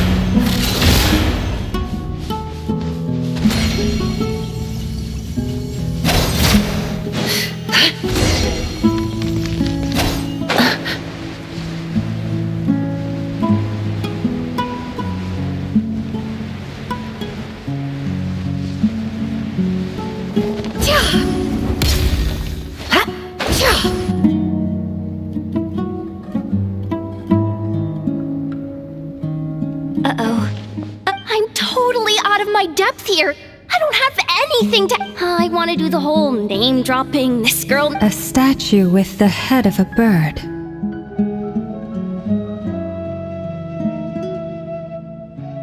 That's Thoth, the Ibis King, one of the 7 pillars of King Deshret. The legends say that he, the Crocodile King, and the Goat King were the 3 retainers of King Deshret.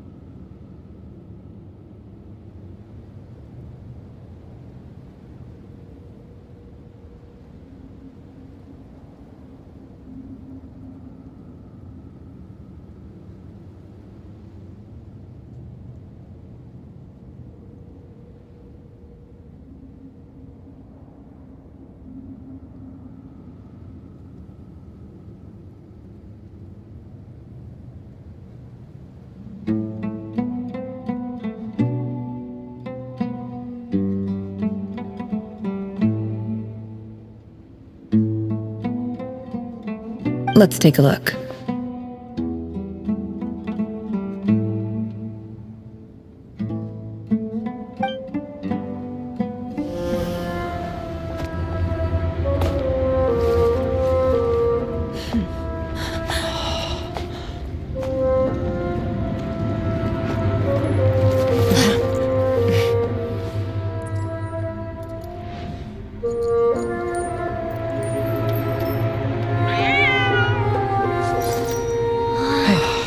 It's just Ashru. So, all is well?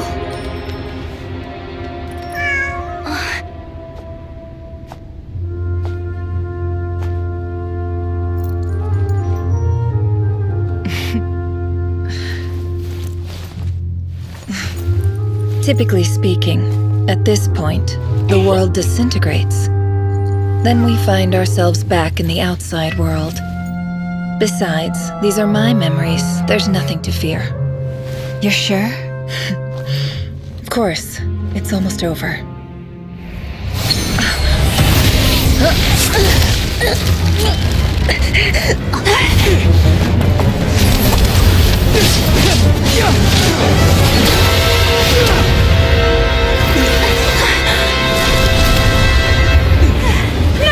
Hold on!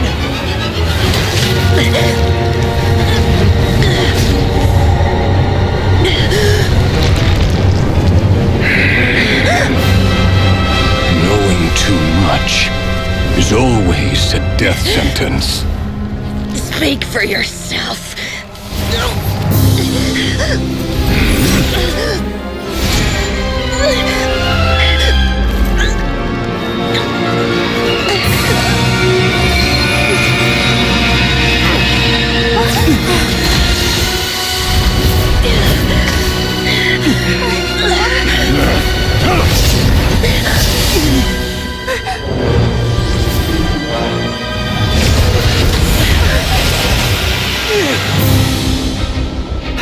impulsive.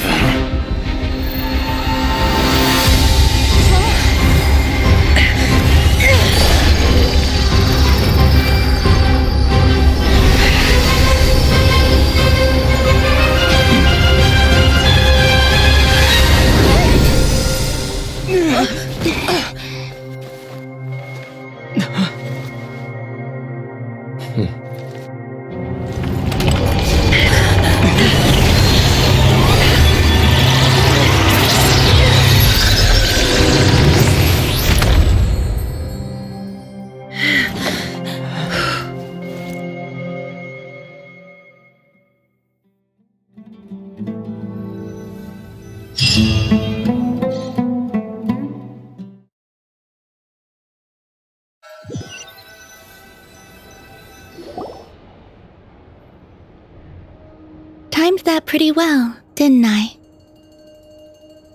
It's okay. I'm just glad no one was hurt. Paimon noticed you doing something too, Dainsleif. Were you helping get them out? Of course. When I asked Nefer to conduct this investigation, I was not naive to... I had a duty to ensure your safety. Good to know your sense of justice is still intact after all these years. I take that to mean that you saw the truth. That comes as a great relief.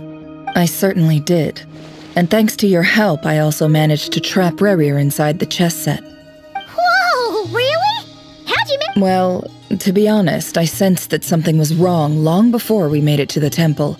By using this fragment to probe into Rerir's past, well, the monster formerly known as Rerir, it seems I alerted him.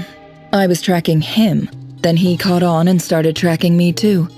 Can't say I'm surprised. But how did he track you through your thoughts alone? Rerir was a secret agent who reported directly to the Vinster King.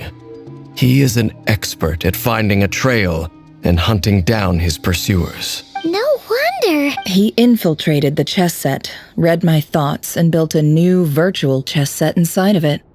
That's why we weren't able to leave at first. Speaking of your chess set, it's quite a remarkable item. Would I be right in thinking you have some connection to King Deshret? You overestimate me. I only have a connection with one of his underlings, the Ibis King.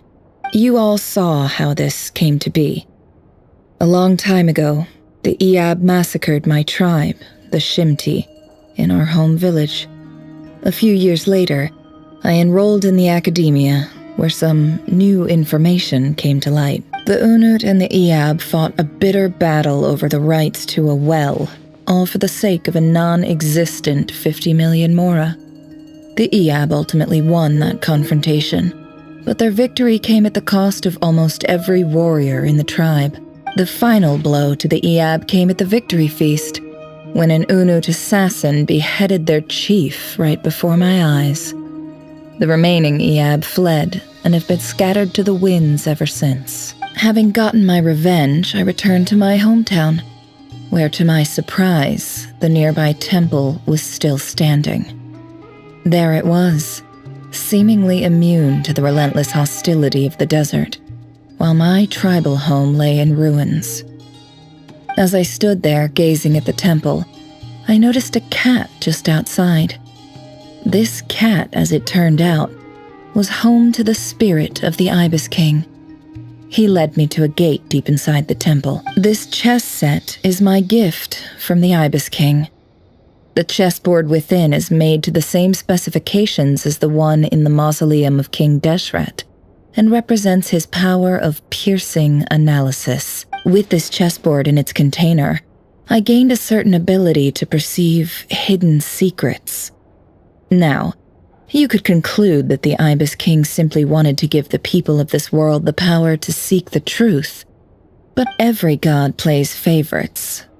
Their hearts are as fickle as any human's, full of secrets, perversions, egotistical tendencies. But precious few gods are willing to admit this. It is the same with all powerful forces, including fate itself. If you're alluding to the Abyss, then yes, I agree. Gather the others. It's time to share.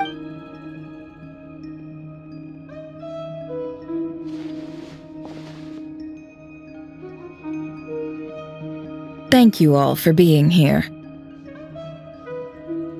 As promised, I did some further investigating into the Raker of Solnari's back. The Raker of Solnari, real name Rerir, was once a Conrian subject who served the Vinster King. I will now share the important details of his story.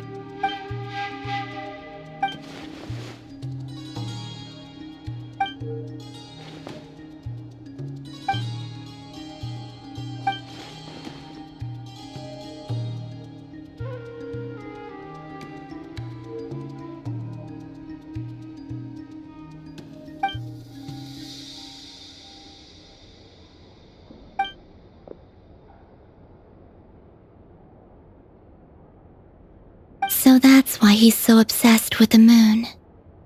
A tragic tale, to be sure. But, no matter how much Rerir suffered in the past, the fact remains that he is what we know today as the Wild Hunt, wreaking havoc upon innocent lives. He becomes more dangerous with each passing day.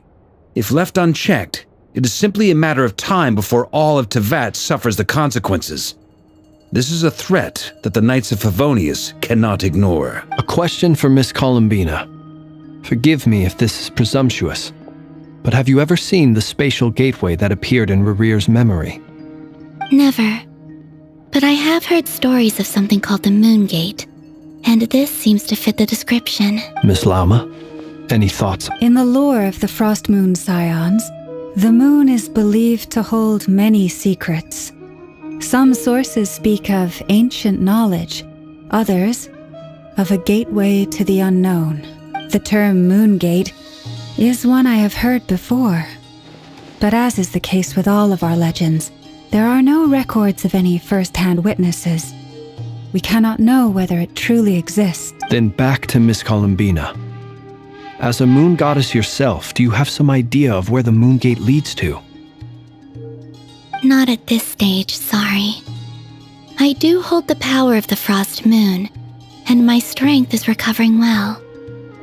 I can sense that the gate would open up. But there's more to the power of the Frost Moon than that? Yes. A moon goddess has the right to open the Moon Gate, since it is a path to the moon. But as never mentioned, holding open a spatial gateway takes a huge amount of power. And right now, I need to conserve my energy to fight the Raker of Solnari. I'm afraid this is one mystery we may have to leave unsolved for— I agree. Better to save your strength.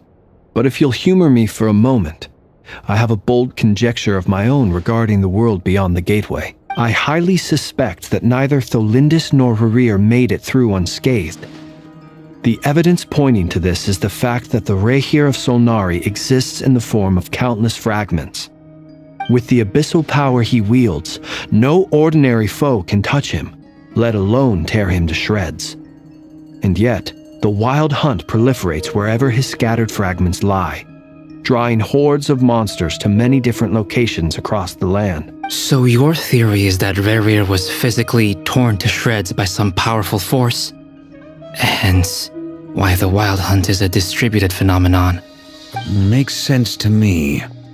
Explains why the Wild Hunt is so pervasive, and why he's been trying to piece himself back together. He was whole to begin with, and he wants to be whole again.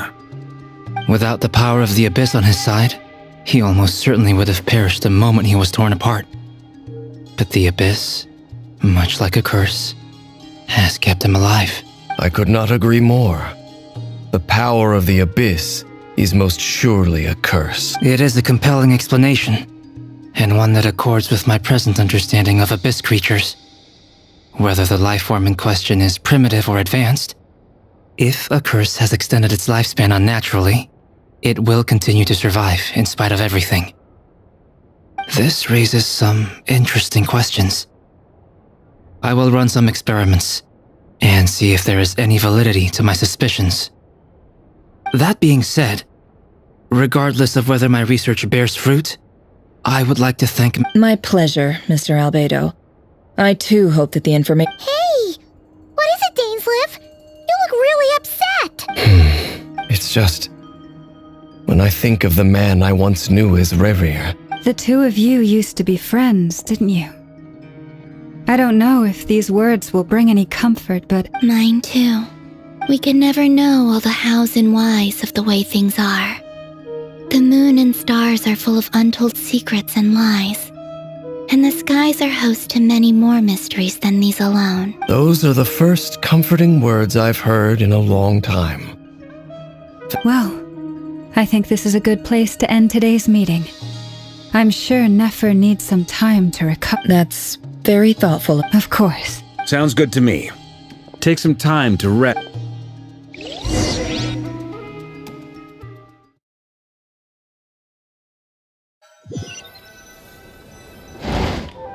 Hey, is this a bad time? Hope I didn't... No need...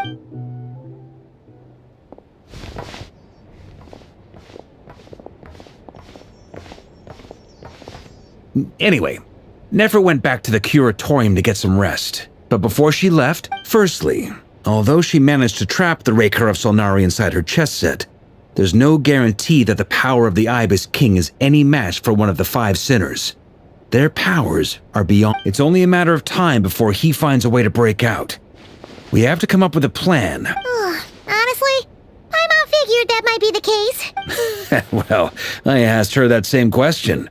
She talked for a long time, but for the most part, it seemed like she felt like some kind of sales pitch, you know? The kind where you end up handing over Mora against your will? Anyway. 2 days? Holy moly! Can we... That remains to be seen. Which brings me to the second issue. Dainsleif is obviously conflicted about this whole thing. But given how little time we have, there's no way we can pull this off. You have some history with him, right? Do you think maybe you could... Great. Alright, on to item 3. So, Albedo, Durin, and I put our heads together and came up with a plan. Can't promise it. We figured we'd bounce the idea off you first. We'll explore it further once everyone's recovered. Oh, Paimon's done! Alright, so...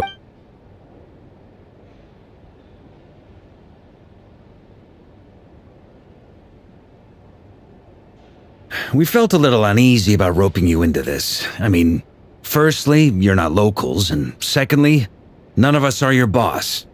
You're well within your rights to refuse if— Roping us in? Why would you even say that?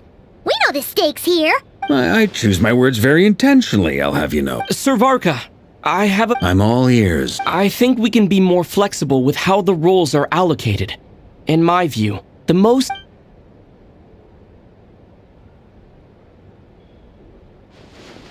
I see your point, yeah. But if that's how we're going to be clear, I don't doubt your abilities. Far from it. I just want to make sure. Are you— I want to do everything within my power. The Raher of Solnari is a truly— Well, that tracks with what I've heard. Jean's mentioned in her letters that you're so diligent it's almost abnormal. As in, most people weigh up the risks and rewards in situations like this. But you seem to just march towards danger without a moment's hesitation. Of course, everyone appreciates a fearless pioneer. But all that aside, I'm the Grand Master of the Knights of Favonius, and you're our honorary knight. I want to make sure your courage doesn't come at the expense of your safety. Thank you, sir. I should be the one thanking you. It means a lot to have you on board.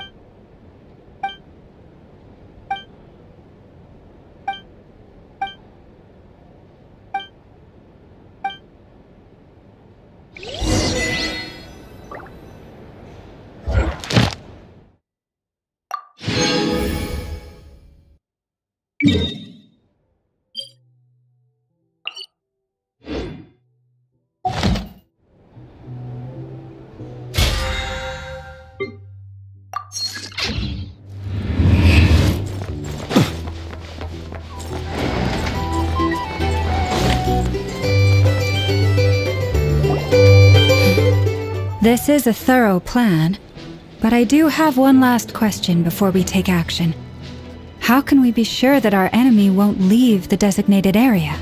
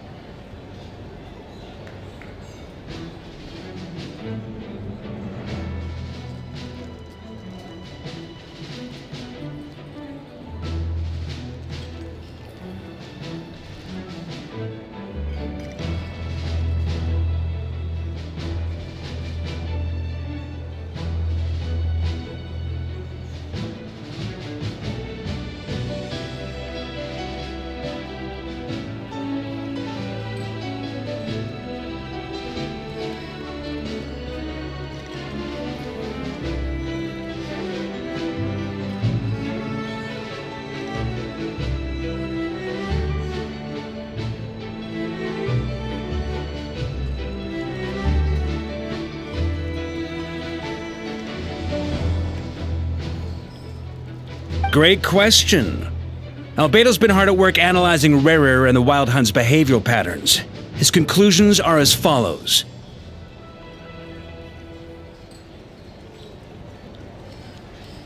Firstly, from the earliest known confrontation until now, Rarer has never displayed any ability to manipulate the dimension of space. So it's unlikely he has any power in that domain. Secondly, he seems to have a particularly strong vendetta against our group. If we put him in a fight-or-flight situation, he'll choose to fight every time. Thirdly, finally, and most importantly, he is consumed by hatred, both for the moon and for his enemies.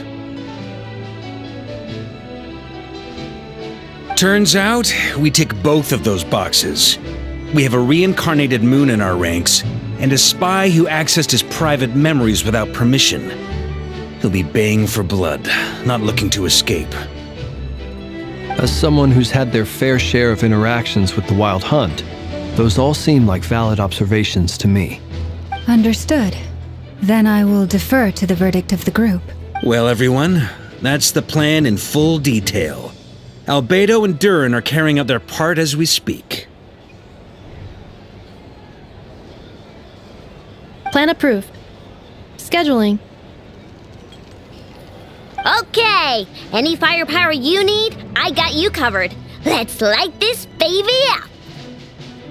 The Frost Moon Scions are behind you as well. And the rest of you?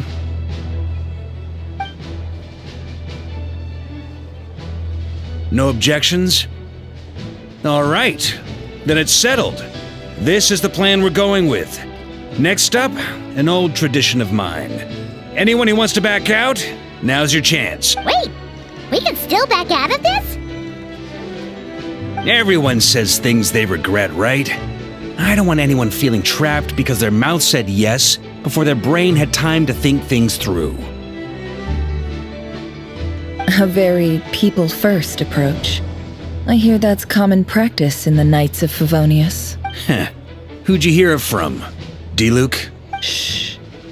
We don't use people's real names at work.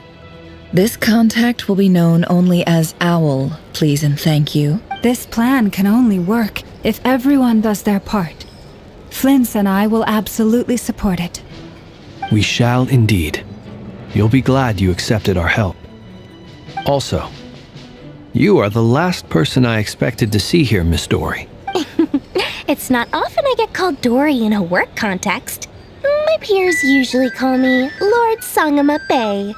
So, the longer your name, the higher your net worth. In that case, Mr. Flint's here must be worth a fortune. That's right, I know your full name. It's... The walls are thin here. I'd appreciate you keeping that a secret. Okay, fine. I'm actually only here as a favor for someone else. Do you have any idea how much it would cost to hire me otherwise? Oh, does this mean someone out there actually has the power to boss Dory around? It most certainly does not. We have a long-standing and mutually beneficial business partnership. She's actually the mom. Said mom supplied me with a great little trinket, but now that lady's ruined everything. If I don't start building a little goodwill now, my whole business in Notcry is gonna go down the drain!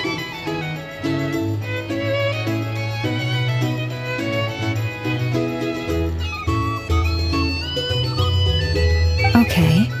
So what exactly is so special about this pendant? It's a lucky charm that a great mage made for me. We have a business relationship, and she was worried that something bad might happen to me. So, she wanted me to have something that can store power to protect myself with. I finally got it all fully charged up with Kuvaki, and then never went and used it all up at once! Never lost so big in my life! You're right. It was all my fault. I didn't mean to drain all the Kuvaki in the pendant, but I'll make it up to you. You will? Well, in that case, I knew you'd say that. Well, it's yours if you want it. In fact, take it now. And I'll even throw in a free Raker of Solnari. Deal? You're putting me in a difficult position here. It's a very useful thing to have around, but I have a funny feeling it won't be around much longer. I guess we'll see in a couple of days. Looks like bankruptcy for me. Hey, don't be so pessimistic. See this through and you never know. You might find a new business opportunity on the other side.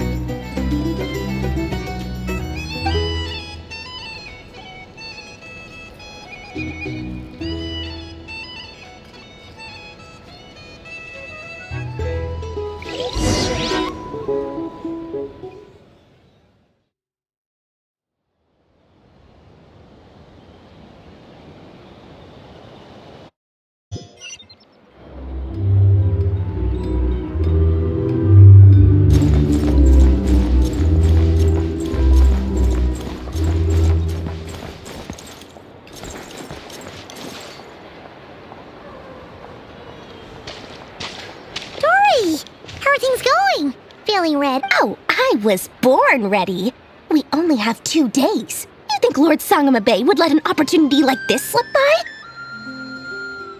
Don't forget, when something's in high demand, the people with the goods on hand get to charge the highest price of all.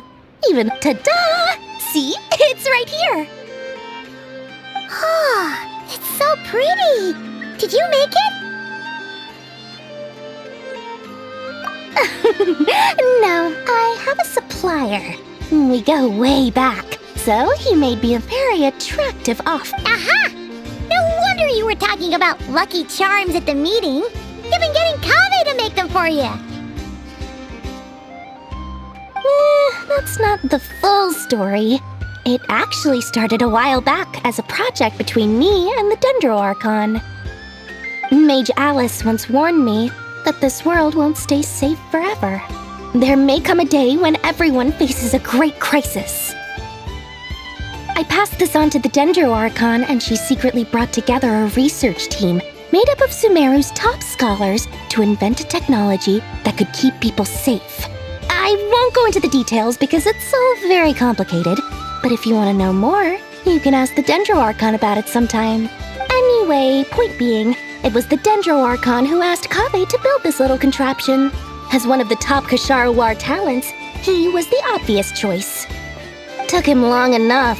He stressed over it for ages.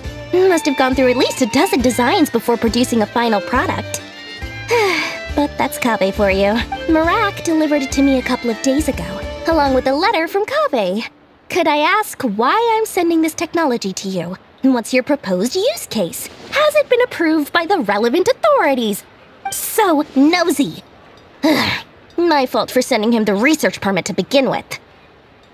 Surely Nahida must have told him you were involved in this project. He was probably just nervous because you're always so secretive about your business. Could be. Anyway, I just replied, let's hope there never has to be a use case, because it would involve grave danger. Fair enough. But it sounds like he was just being cautious. He probably felt responsible as the one who made it. Or maybe he was asking as a favor for his housemate. He's done that before. Not sure why, though. His housemate doesn't seem to really care that much about this kind of stuff. Either way, all's well that ends well. I'm just glad to finally have my hands on the product. I wouldn't want to be without it, given the potential dangers that lie ahead. Huh? What does that look? Paimon's just super surprised. This must be the first time we've ever seen you actually... Well, a long time ago, I made a promise to myself. I promised that I was gonna live every day of my life with a big beaming smile. Obviously, Mora plays a big part in that. But there are always gonna be times in life when you have to give something back. That could mean paying back a debt, returning a favor, or showing some kindness. Alice has been a huge help to me over the years. She was the first investor I ever had.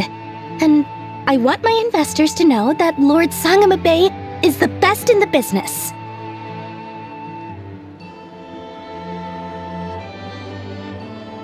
And more than that, no one knows what the future will bring. Whatever happens, I want to make sure the Dendro Archon and all of Sumeru is prepared to face whatever comes. Oh, that? I was just making sure Nefer and I are square.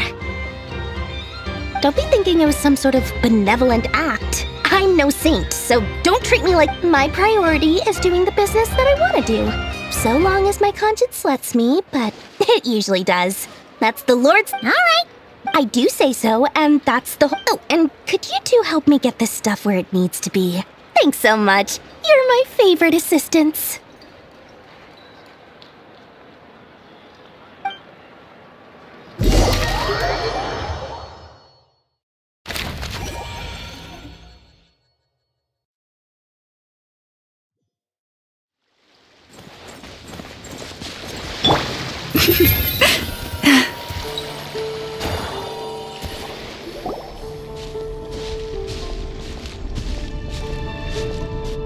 Traveler, Paimon, it's good to see you. Everything going smoothly over here? Sort of. As you're probably aware, Varka, Diren, and I captured some abyssal creatures from the wild. Per the plan, we dissected and analyzed some samples of these creatures. What? You can actually dice? That depends on your definition of wild hunt. Harmless, lifeless. These words are The wild hunt is an interesting phenomenon. In and of itself, it doesn't seem to possess anything akin to a human personality. But taken as Master griped a lot about the wise Horoptatir, and seemed somewhat fascinated with the Faust Certology. But she barely mentioned rarity. I don't think that was because of his lower social standing, though. Anyway, it's a pity. It's a strange mix.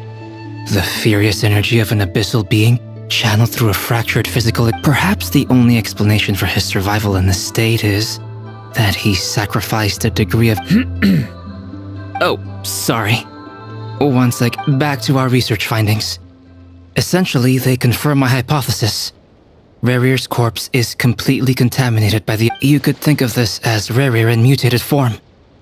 But in my view, even that would be inaccurate. Unfortunately, at present, we have no means of completely eradicating abyssal power. Oh, that's terrible, Nick. Miss Columbina's situation is a difficult one. She can never achieve wholeness when the world does not accept her presence. It's as if her creator banished her to a place she can never be accepted. It means she spends most of her energy just on her own survival. Given the circumstances, it's only natural to despair. Time to kick off the back... Oh, Paimon almost forgot! This is for you. Dory asked us to bring it. Ah, how wonderful. Well... I'm sorry I won't be there to protect you in person this time. Please... All right then.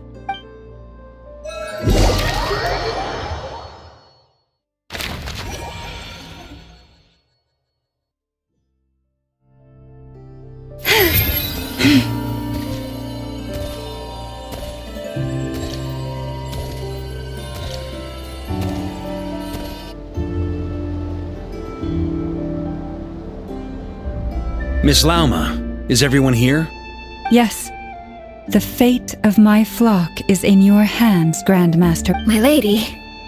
Within the next 24 hours, we will face the biggest crisis the world has ever seen. This is not a burden that we deserve to bear. But I believe that we reap what we sow in this life.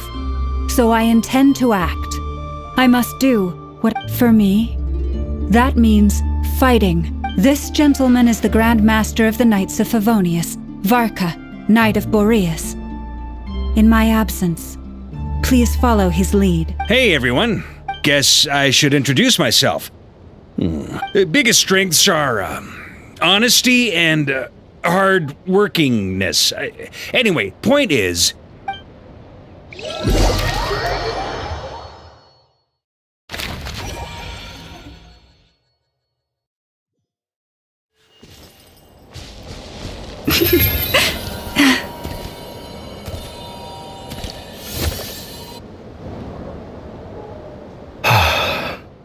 something on your mind?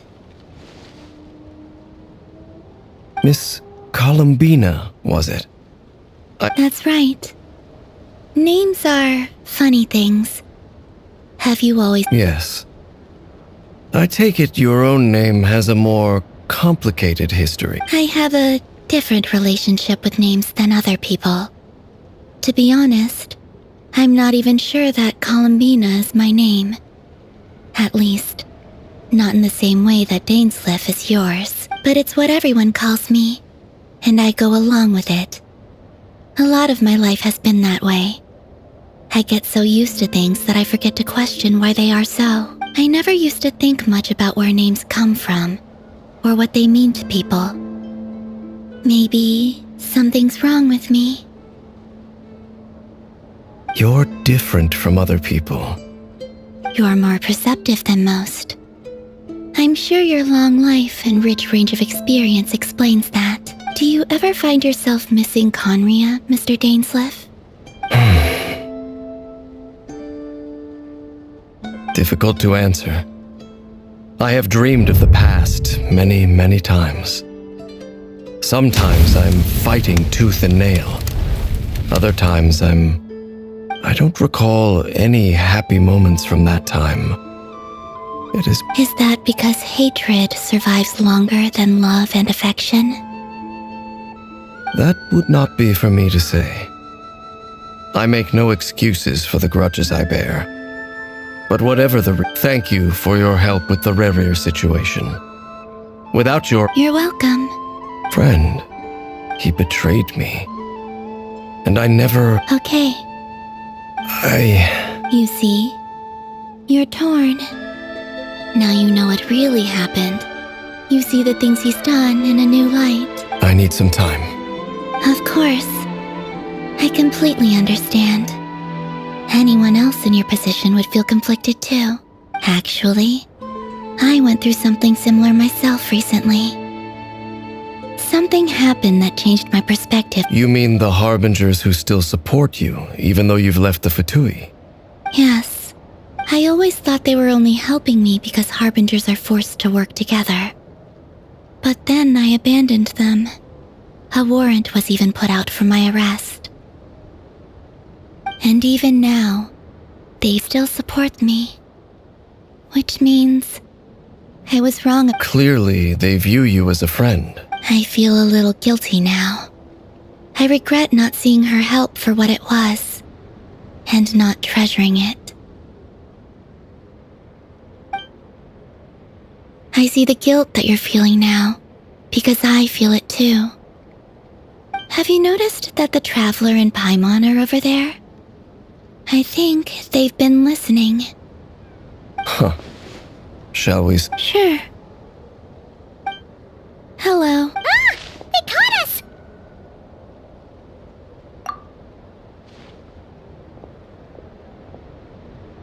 I apologize for making you worry. No doubt you wish to know where I stand on the plan to take down the Recher of Solnari. I'm afraid I need a little time. You will? Oh, thank you so much! They needn't be. This was something that I was going to have to face up to if... That doesn't matter to them. They're grateful to you regardless. You can't control their gratitude, so just accept it. And then, have a think about whether you're willing to join us.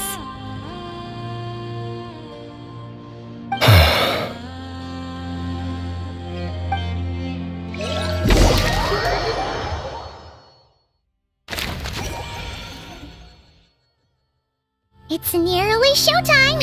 Let's go rendezvous with the others. You know the place.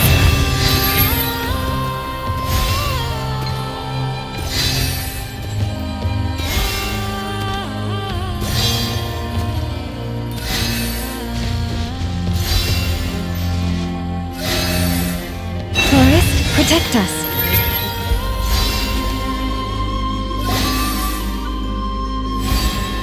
Ah, you're earlier than I expected. Hey, Blintz! Been waiting here long? Not too long. I came a little early, so I'd have... Are you nervous about the battle? Quite the opposite. I'm reminiscing. When I was awakened by the Radniki, I had not touched a weapon in many years. I felt like the battlefield was not where I belonged. But after waging war against the Wild Hunt for so long, I came to realize something. A life of absolute peace. My restless flame indicates that somewhere inside of me, there is a deep yearning to root out the evil in this world. Oh, that doesn't sound like such a bad thing. Well, in the past, when I was a fae whose primary but it certainly serves me well here in the present. And I am delighted to be able to join Looks like I'm not the first to arrive. Ah, Miss Lauma. Did you sleep okay last night? I struggled to settle down at first. Please. Never! Over here! Aino asked me to relay a message. She said Anefa will be on high alert and keep a close watch over all secondary districts where defense is required, providing support. Meanwhile, Aino herself will provide range support to us directly, using her Excellent. My thanks to all. The chest set's looking. It won't hold him much longer. We should be prepared to engage. No sense sitting around waiting. Let's make the first move while we. I agree. Paimon, find a safe hiding. Got it! Be careful, traveler! I will.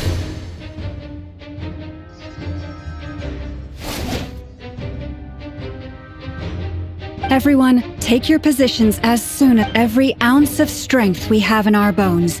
Ready? Let's go.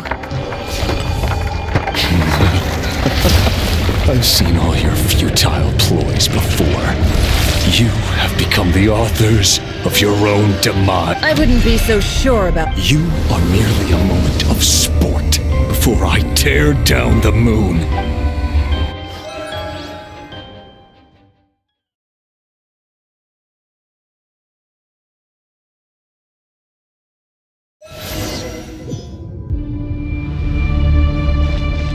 Stay on your toes. Yep. Let me help you guys. Big The moonlight. Move. To dust. No more lies. The moonlight. It all adds up. Hunt them down. Let's see what you're made of. Move.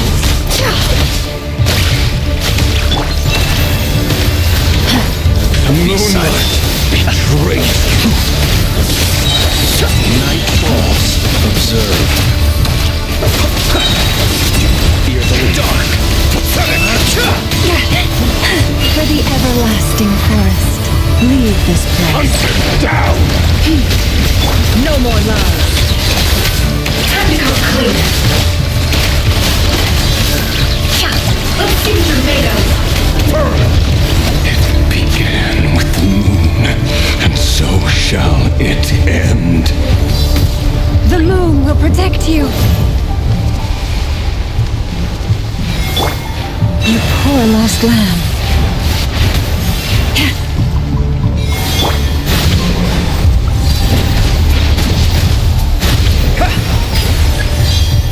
Do you see now?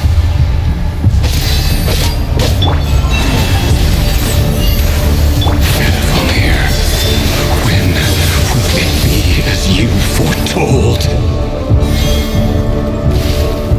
The moonlight betrays you.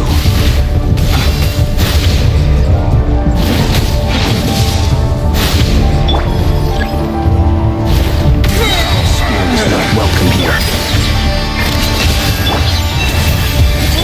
Bombs away! The long sleep beckons. With one heart, we pray. The deception ends here. Can't hide the truth. Let's see what you're made of. It's all futile. Shameless. Let's see what you're made of. Pathetic. You poor lost lamb. Observe.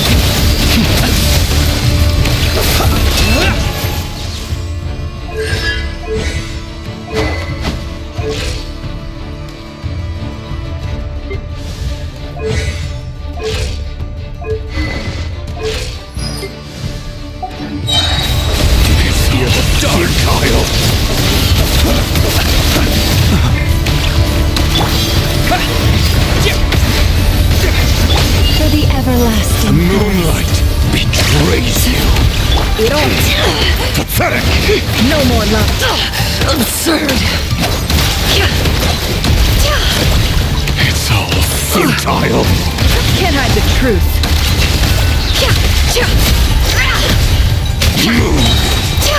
It all adds up.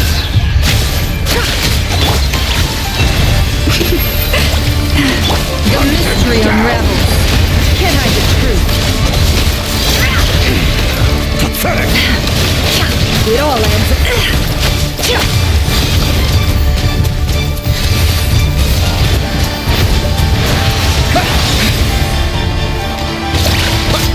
It's all futile. Be silent.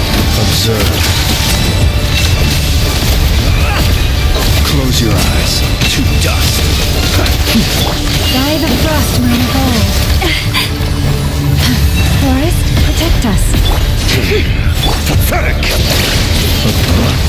Close your eyes. Move.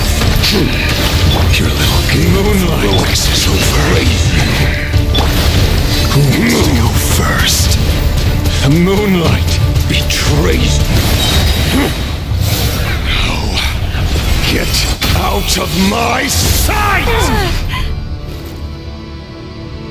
No! We've Death been is within separated! my grasp! You okay? Never! Where are the others? Stuck outside the barrier. I guess he really doesn't like us. I told you before, knowing too much is always a death sentence. Be careful what you wish for.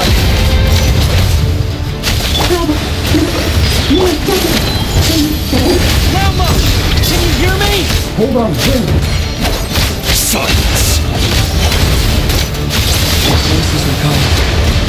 But at least I know they're still there. I need to focus. Stick to the plan. Remember my most important task.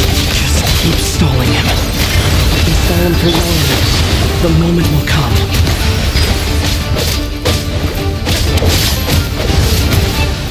Destroyed, Wipe out! and reborn. How much power? The mystery unravels. No more lies.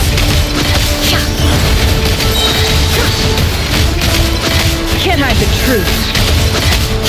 Time to go clean. It all adds up. Let's see tomatoes. Bombs away! Seek within. It all falls into place. Time to go clean. Can't hide the truth.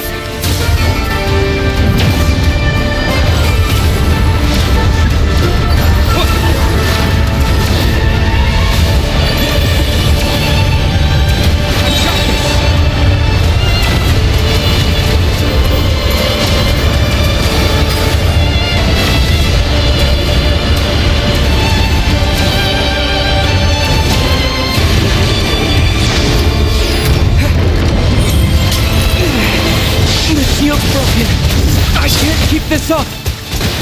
Don't push your luck. Your death is within my grasp. It all falls into place. It all adds up. Go! Wipe out! The deception ends here. No more lies. Time to come clean. It all adds up.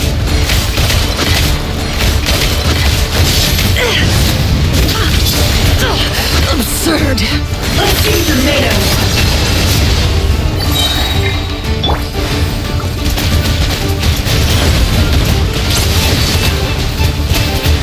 Water jet! Bombs away! The mystery unravels. No more lies.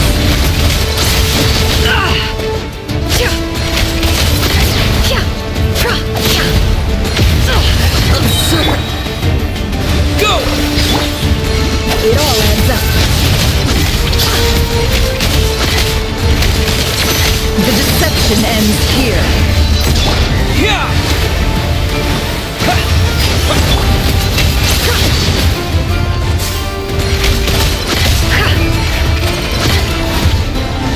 No more lies.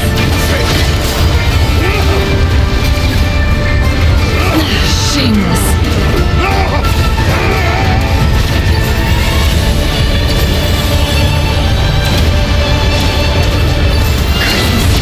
There's no other way.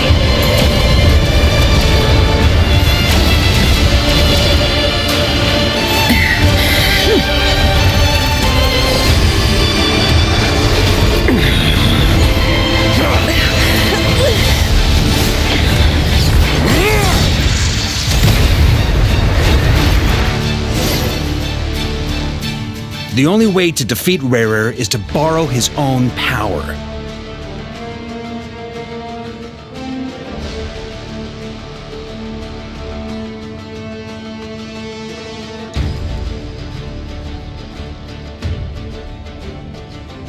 That means Columbina will have to disappear while you two bear the brunt of his attacks. You have to hold on. Find a way to keep him focused on killing the two of you.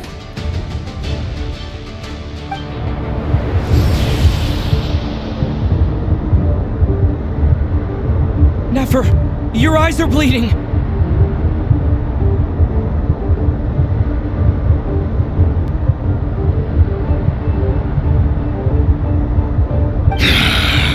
Soon you will be powerless to resist. And then, I will reduce you to dust. But that dust will plague your memories. Come on, keep holding on.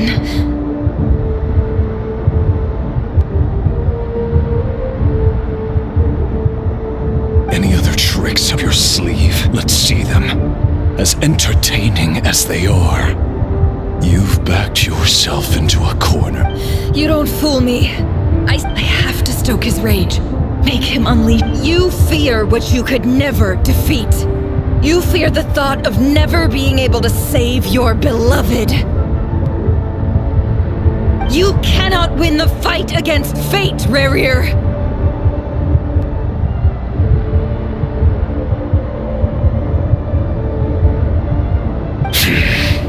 Is that what you think?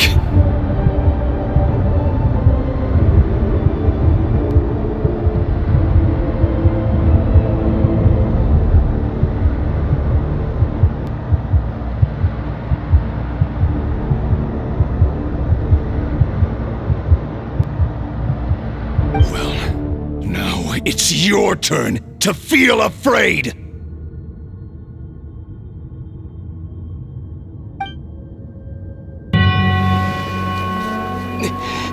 You fear the sound of your own name? Is it us you hate? Or is it what you've become? Let's see what becomes of you!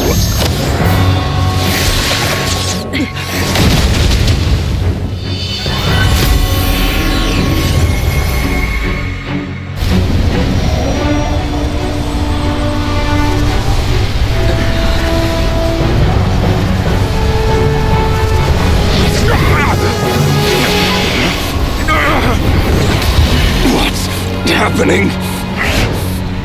That power. I've seen it before.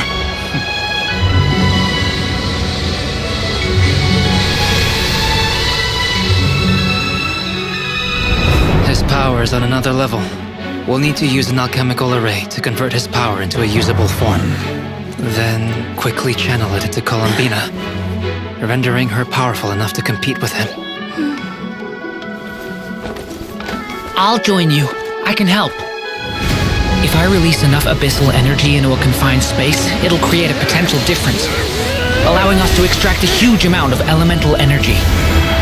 Next, I'll synchronize with everyone's minds using Pyro, then give you temporary access to their abilities and fields of view. But it won't last long.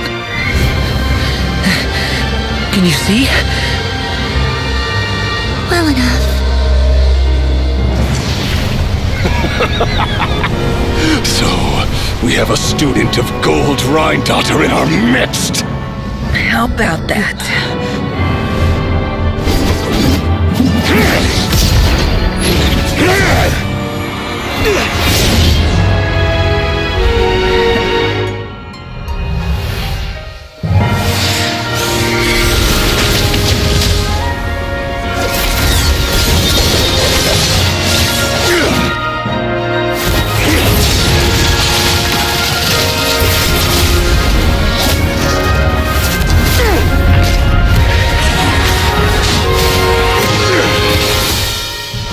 You use my own power against me? Just like how you stole Kuvaki. Look familiar?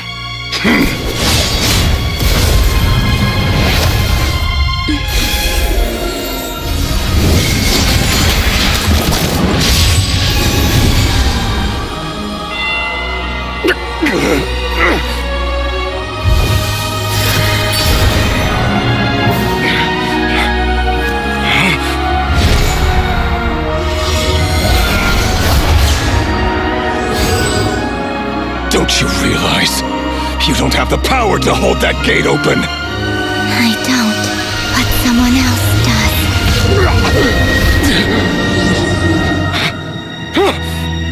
Goodbye, Rerir.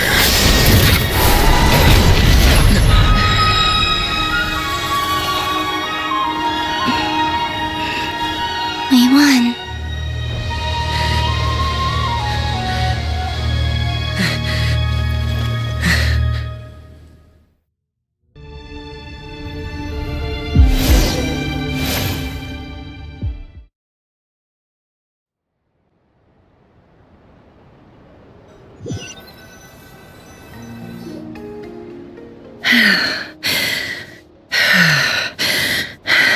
Nefer, how are your eyes?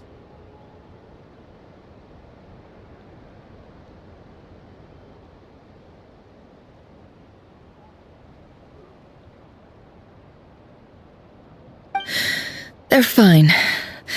Apart from the blindness, of course. It's not too late. Let me handle it.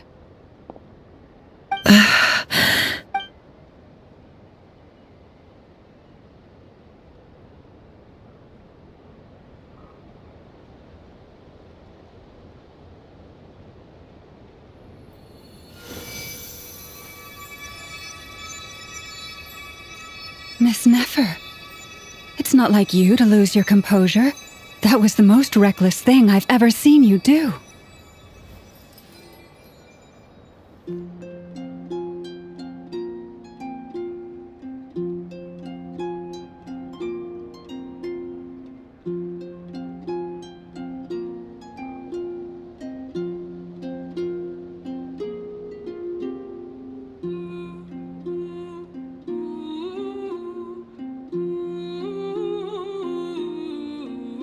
Reckless how?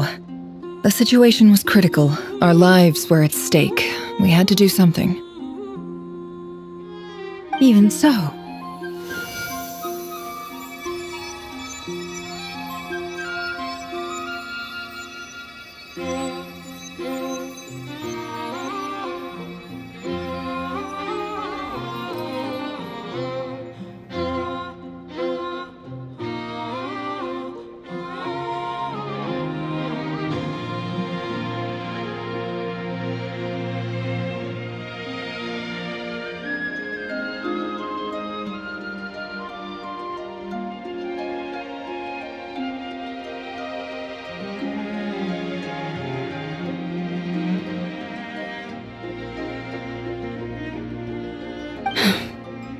Okay. I guess you're right. Under the circumstances, it was a wise decision. You traded your eyes for an incredible victory. In business terms, I suppose that's a huge return on investment.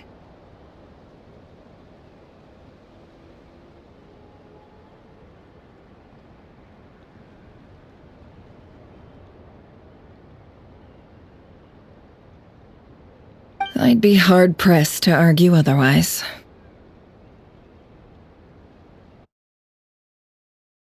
Still, I don't like this outcome, and I don't want you to lose. People suffer when they make sacrifices they shouldn't have to. I had hoped you could win without sacrificing. Thank you. All done. Don't try and open your eyes just yet. We'll see how you're doing in a couple of days. Until then, I'll send full details through Yehoda. For now, just my dear friends, we have fought bravely and achieved a The moon will remember this day. Thank you both.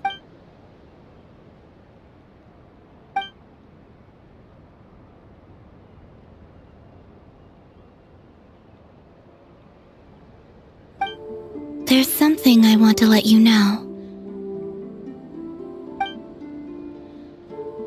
What is it? When Durin connected everyone's minds so I could access their powers, I also, and since Nefer's eyes were injured, my eyes are hurting now too. Hold on. I only feel the pain. There's no actual damage. I just thought I should tell you. You're right. There's no damage. But I must say, I'm surprised to hear the Kuthar share something like this with me.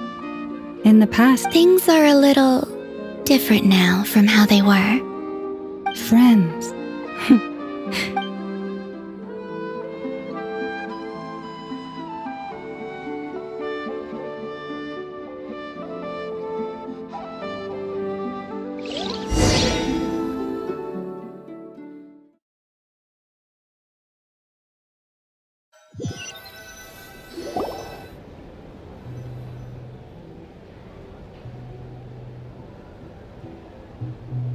Yay! You're awake!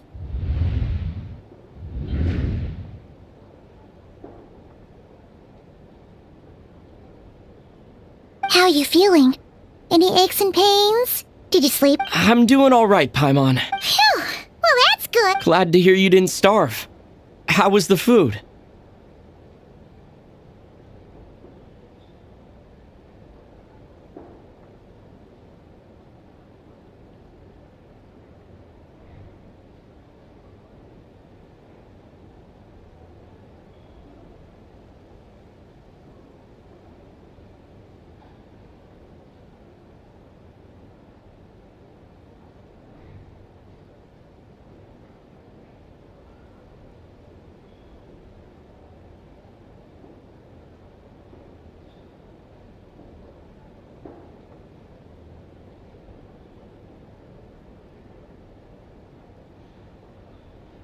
Well, it wasn't the same without you there to share it.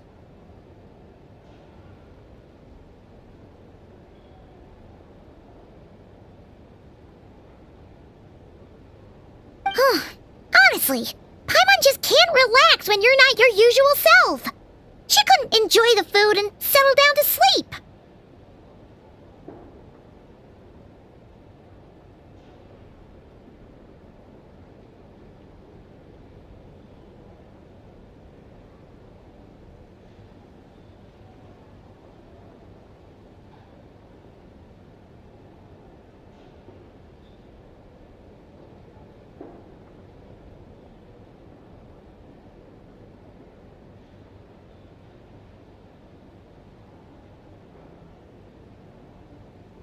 Well, I'm back to normal now.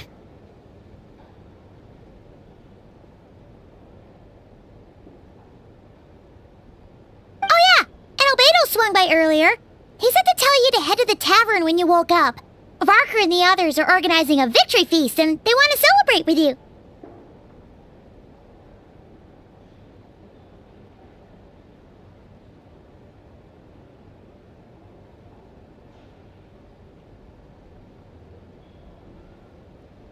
He also dropped off some medical supplies, but you seem fit as a fiddle, so guess you won't be needing those.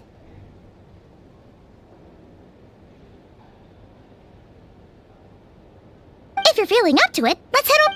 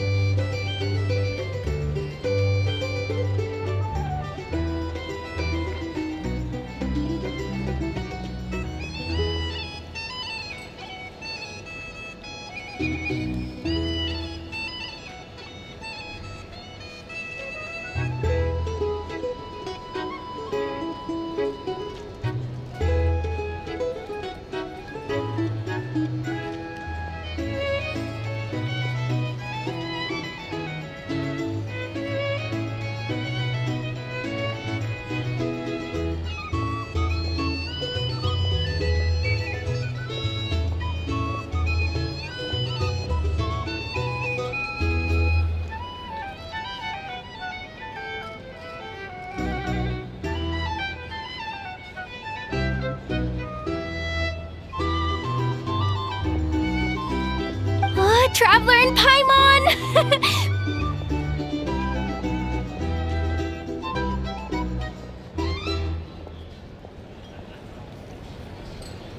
Perfect timing! We were... How are you feeling today?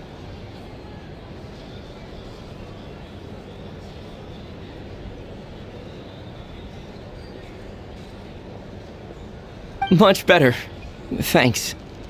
Don't worry. Relieved to hear it. If that changes, just let me know. Happy to check you over at any time. Yep, we're here for you. Anything you need, just let us know.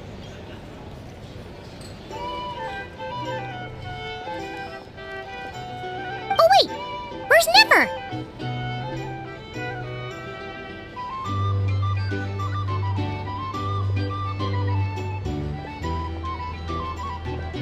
How are her eyes doing? Nefer's right over there.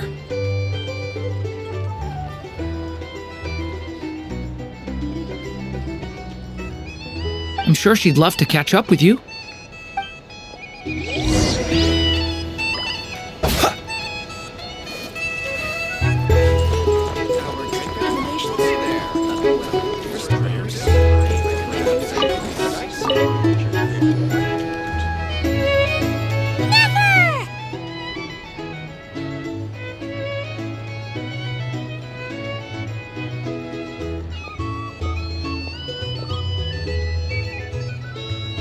Traveler, Paimon, are you recovering well?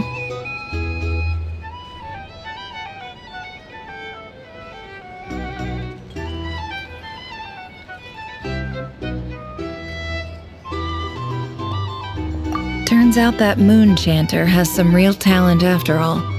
My eyes were mostly recovered after just a couple days' rest. I can actually open them again now. Yeah, but you gotta be careful. Lauma says not to strain your eyes while they're still healing.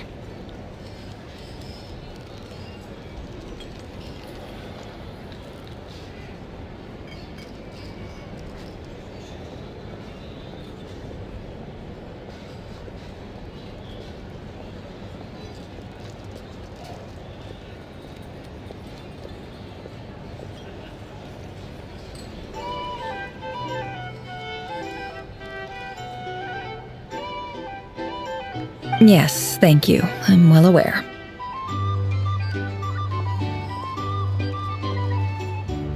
Yehoda, could I borrow you for a moment? I could do with an extra pair of hands. Oh, sure! Coming!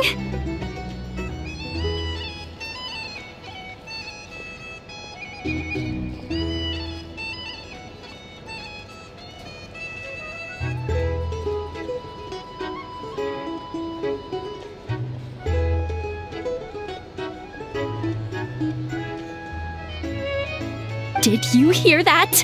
I gotta go help Lauma for a second. You guys chat among yourselves. You bet! Make it extra sweet, because Paimon's earned it!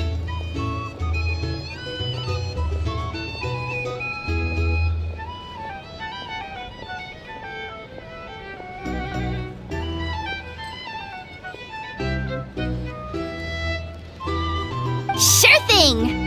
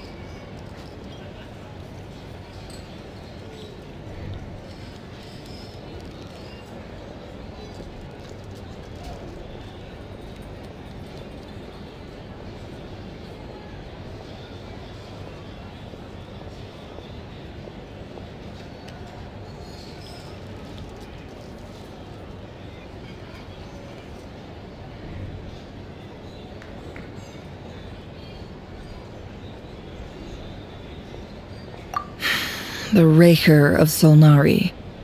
Kind of a snake, don't you think?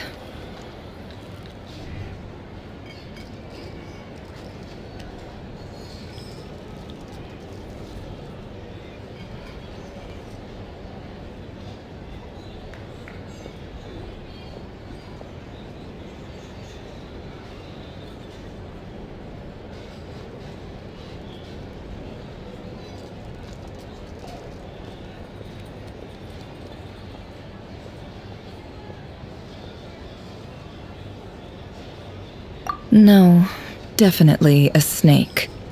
A poisonous one who spewed his venomous hatred everywhere.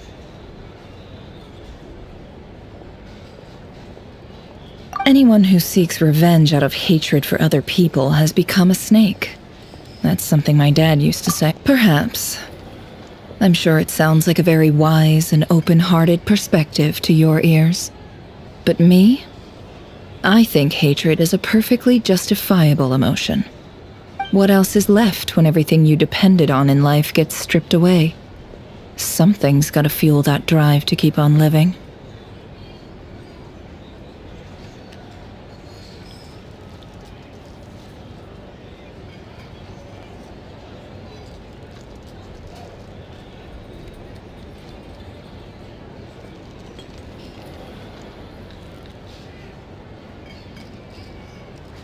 If you're worried about me, you can nip that in the bud.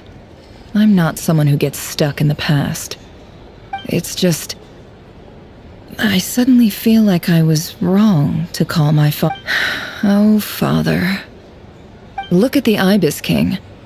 Thoth is a fiendishly cunning liar. And yet, strangely, he feels more like a father to me than my real dad ever was.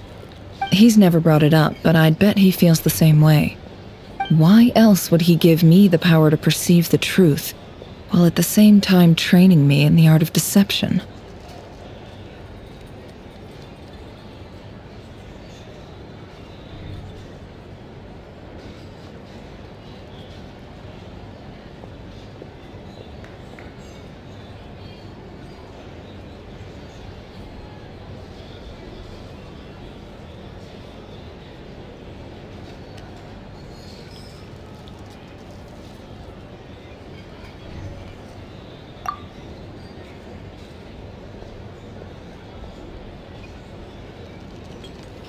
Well, King Deshret banished him to Aru, which is essentially a prison, and his response was to take on a physical form and approach me, hoping that I could become his envoy and search for one of the answers on his behalf.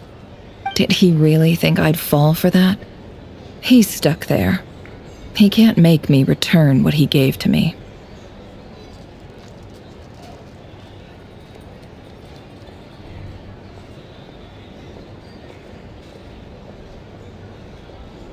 So that's enough for you to decide he's nice, is it? He's a prisoner, and he was scared. So he decided to perform some good deeds to win people's approval. He lives in fear because he's a deceiver. How is Rip? It's preposterous. Yet I can't say I don't understand it. Liars live in the darkness of their own making, but it's still human nature to want to go on living. They say that a liar's soul is the most worthless thing in the world. What do you think?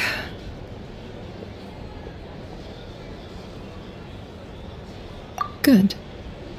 If you understand that, it means you're smart, and you see things objectively. If you ask me, the soul of a liar really is worth nothing, because all they care about is themselves. For example, when something good falls into my lap, I don't go sharing the news around. Stops other people trying to steal it from me.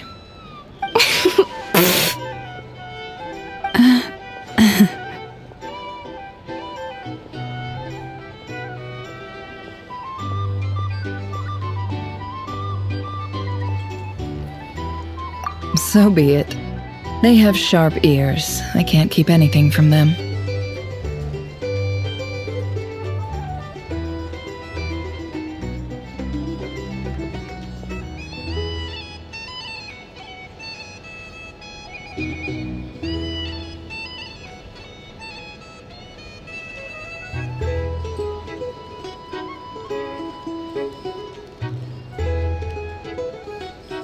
Oh, is that what it looks like? Well, you all know my past now.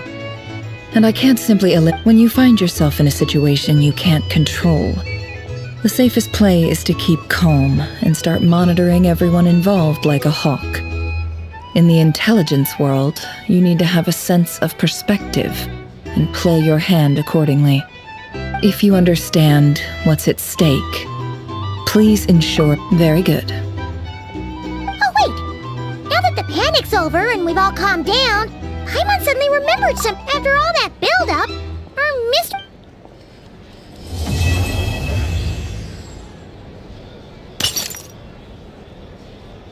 Huh?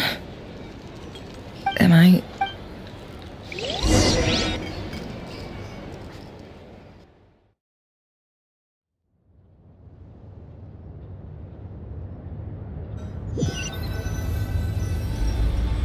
So, that close colleague who stayed behind with you? What's he been up to recently? Don't know, don't care. I get more normal human interaction from hanging out with Bosco too than him. Although, now you mention it, he hasn't bothered me in a while. I wonder if... If he's disappeared without a trace, it's the biggest gift he ever gave to the world. But I somehow doubt that's what's going on. He won't lie low forever, so we'd better stay on guard.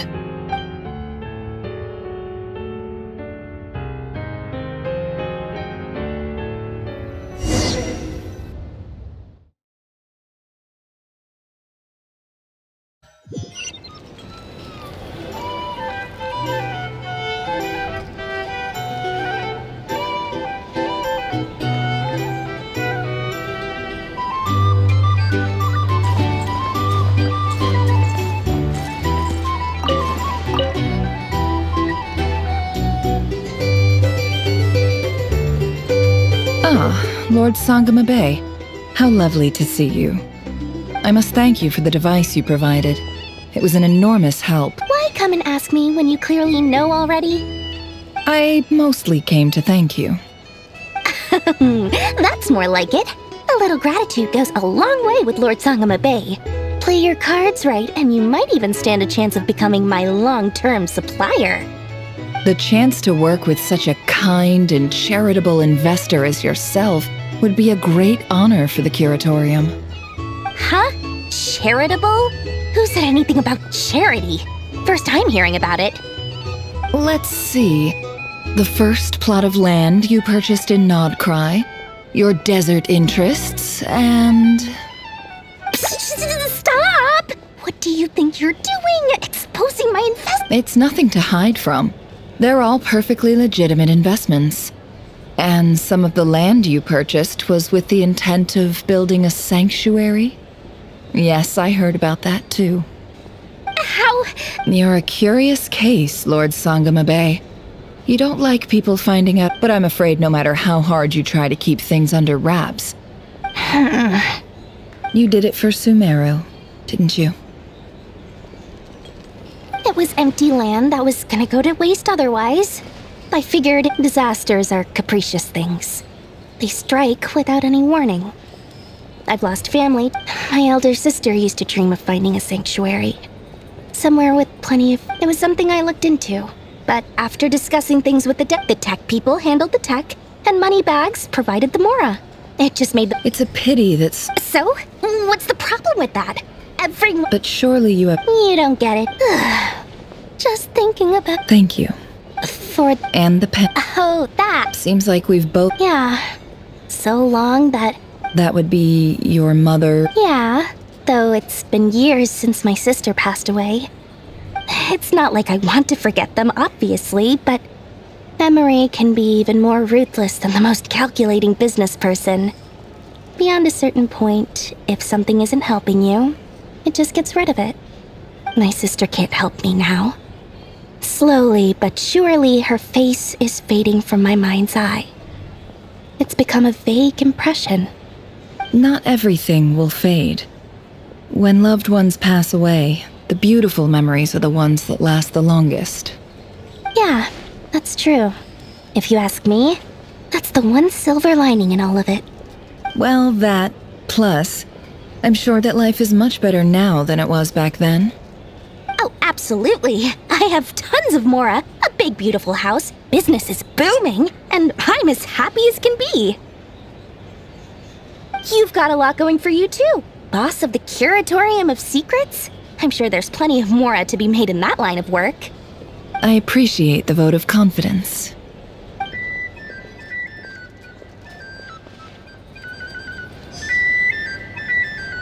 Hey there.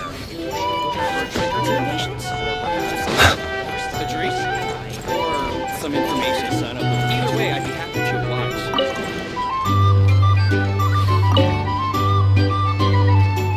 How have you been holding up? Any adverse reactions? If you start to take a turn for the worse, make sure you tell me right away. You don't need to worry about me, Grandmaster. I'm fine. I mean, I barely did anything, so... What? You're too humble, young man. You played an indispensable role in the battle for Nodcry. We can't thank you enough for your support. Sometimes, when people praise you, it's because you deserve it. The best thing is to accept it calmly and with grace. It's important to learn how to respond to words of admiration. Let's do a quick demonstration. Albedo, that was an incredible feat of alchemy. The pressure was on, but you worked flawlessly at lightning speed to get the job done. Thank you. I can't take all the credit, though. Durin played a big part in forming the alchemical array. See? Did you catch that? A masterclass in how to take a compliment.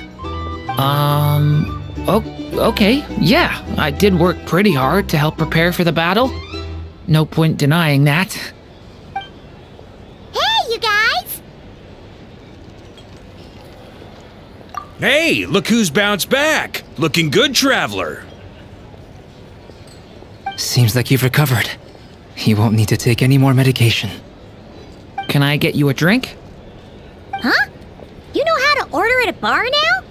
You've sure learned a lot recently. Handling a drinks order is ridiculously simple compared to alchemy. Don't worry, I'll blend into society yet. Paimon believes it. You're clearly a bit. To be totally honest, though, Paimon didn't quite follow all the details when you first explained the plan to us. Don't worry, that's completely understandable. Unless you're a student. To put it in the simplest terms, we saw how our enemy stole the power of Kuvaki. And that gave us the idea of stealing his power to turn it against him. When facing an enemy you have no hope of defeating, it's best not to engage them in battle. So, instead of looking for a way to overpower him, we decided to help Columbina get strong enough to at least stand up to him in a fight. For this to work, we had to analyze his modes of attack, confirm who his main target was, and make sure that he wouldn't go beyond the range of the alchemical array. For added security, we prepared a total of 4 arrays.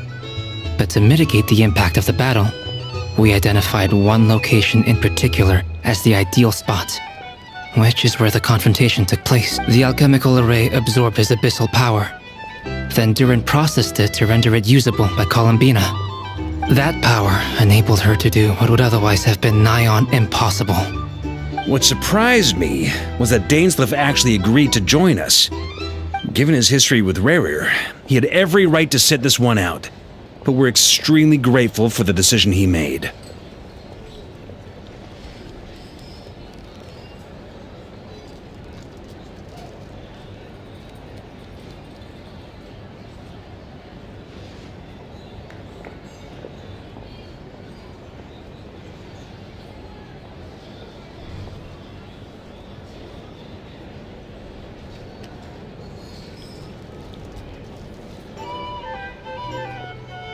It must have been a painful choice to make.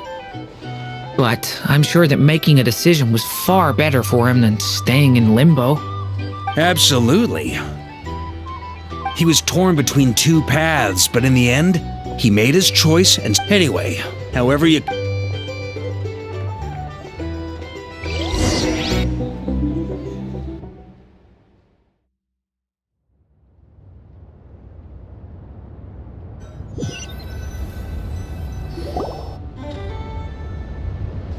That's the only reason you're here? Yes. I've thought a lot about it.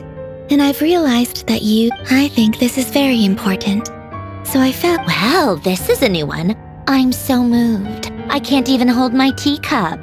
Do you not want to be friends with me? Or is it that you prefer being co-workers? What is this, Columbina? Are you deliberately testing my patience threshold? Right now, my politeness module is active. But if you say another word, I swear I'll shut it down. If your politeness module was active, wouldn't you say the word please at some point? Polonia, please see Lady Columbina to the door. Will you still invite me to your next tea? What? Yes, I think you will. Bye-bye, dear Sandrone.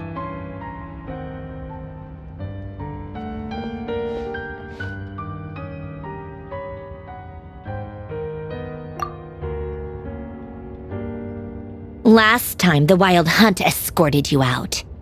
Would you rather I handled it? We just wanted to, see... Why? Out of concern for my... Mostly because you kind of helped us out, so we just wanted to check... Oh, don't you worry. If you're in the mood for tea, go ahead and help yourself. Otherwise, it's going... My coasters are still missing in action, though. Use this notebook instead.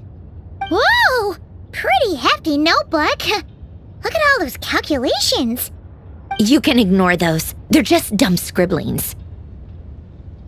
I doodle and write in my free time. Sometimes I remember the distant dreamlike past. Sometimes I imagine the far-flung future. And other times, I grit my teeth and note down all the crazy nonsense going on in the present. Trying to predict the future is like daydreaming. Huh. Although, having said that, the only vaguely interesting memory in my past is probably that guy they call Lord Artificer. Who else? Pretty much all the mecha and Fontaine are his personal handiwork. Wait, are you saying you know him? I mean, I guess we were friendly enough. Yep. In fact, I'm probably the only normal person left who knew him at all. We used to chat occasionally back when he was still around. Before he passed away, he asked me to destroy all his manuscript. I honored his request. But I did read through everything first before I couldn't let the genius of Lord Artificer Alain Guillotin disappear like that. Would have been... So... that's where the formulas in your notebook are from? I just told you. Those are my equivalent of crossword puzzles. They're just dumb formulas that I solve for fun. Alain's work was like epic poetry. The formulas in my notebook are just silly little... Not that there's anything bad about them. I mean, at least, solving those riddles isn't going to hurt anyone. Except me, because I lose a few brain cells in the process. Anyway, while we're on the topic, I might as well tell you about what happened to him and his friends. Alain Guillotin had two close buddies, Renee and Jacob. They spent their childhood years together in the Narzissenkreuz Institute. They were all quite competitive, so there was some rivalry between them, but it was a friendly rivalry. But beneath the friendship and the rivalry ran something deeper, a sense of nostalgia for the past. Unfortunately, childhood would end, the prophecy would come true, the apocalypse would arrive, and the future would never be. A mad dream that would normally only capture the minds of lunatics begin to take root in their hearts. A dream. And if Renee and Alain had been people of lesser wits, that dream would probably... But alas, they were some of the sharpest minds around. They nurtured that dream with the full power of their intellect. The first of them to fall under its spell was Renee. Against Alain's wishes, he persisted in experimenting on a mutual friend of theirs to try and save their life. Alain did not approve and parted ways with Renee. It's complicated. Alain wanted to believe that Renee only did what he did for the sake of their friendship. But when he told me about what happened, I could tell he still had some suspicions about Renee's motives. Perhaps the seed that would grow into a nightmare had already sprouted in Renee's mind. Even then, the next time they met, Renee's soul had been completely engulfed by the dream of salvation. His futile attempt to change the tide of fate only resulted in a wave that swallowed up the world, even before the apocalypse came. And although that wave died down eventually, I hear that it just recently came back with a vengeance. As I understand, Renee wanted to live out his dream of salvation once more. But I'm told that the attempted resurgence finally died out for good. At long last, Renee awoke from his deluded dream. Though of course, what do you think of Renee? Do you admire his transcendent genius? His view that any price was worth paying to achieve the lofty goal, or do you despise him? Dismiss him as an evil madman who wrought havoc on the lives of everyone around him. Same difference, really. Just a matter of perspective. Really? I can't tell whether that's because you disapprove of his deeds or because he failed. Renee no longer exists in this world. And the dream he started went on to be realized by I don't like fanatics who give up their whole lives for their ideology. Nor do I like fools who let their Maybe I could understand if Renee had just been an ordinary person. But he had a sage-like intellect. And still managed to get himself lost. And anyway, that's enough about Renee. Now, moving on to Alain Guillotin. That he managed to put a stop to the first storm whipped up by Renee. But after that, to his credit, I suppose, the loss of his family and friends was purely a tragic accident. It's not like Alain after that, the only thing supporting his work was the same dream that had dragged his closest friend down to the... But although the desire to save Fontaine drove him to found the Fontaine Research Institute, Alain continued to reject any form of transcendental knowledge or power. I think that formulas and machines derived solely from human intellect were the only thing that gave him a sense of spiritual comfort. Yet Alain's intellect was simply too great. It barely once he realized that the end of his life was approaching, he finally accepted the truth. The Nazissenkreuz Institute needed someone, and a human being. He quit working on his formulas, trading them in for the fairy tales that had played such a formative role in his childhood, but which he barely touched. He told me that the director of the Nazissenkreuz Institute used to read those fairy tales to the children as bedtime stories. Apparently, they worked wonders. I think that all he wanted at that time in his life was to be able to sleep deeply without being plagued by depression. By that point, at the very end, he laid down to rest in the ruins of the former Nazissenkreuz Institute orphanage, while the Fontaine Research Institute he had founded continued tirelessly with its work. Many years after that, tensions over competing dreams would once again cause a rift, this time between members of the Font, and that is the story of two people from the Nazissenkreuz Institute who both won. One went all in on his fantasy of salvation without ever looking back. The other sought desperately to burn bright in his life. I do sometimes wonder, even the grandest tree starts as a tiny seed. So perhaps, for each of them, their mission to save the world began with a fairy. They were young children with friends and family who mattered to them. Desires to explore, or maybe they just wanted to find something to anchor themselves with, but instead, the search for their own salvation took them down the rocky road laid out by fate.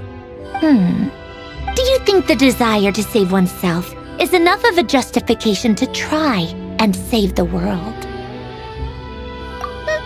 The way you said that sounded just like Alain.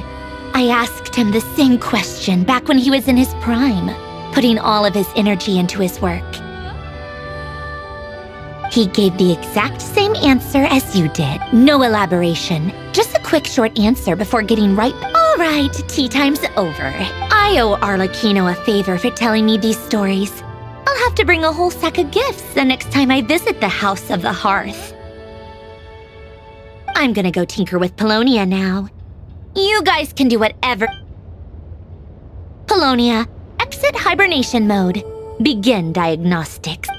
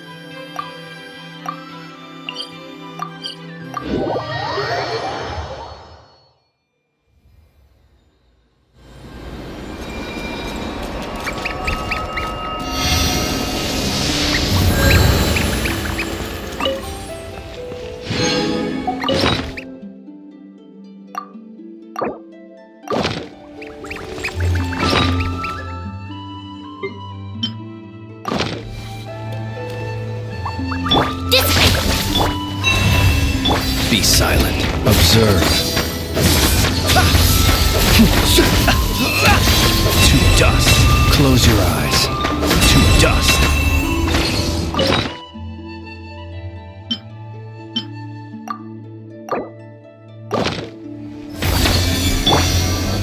Stand with me!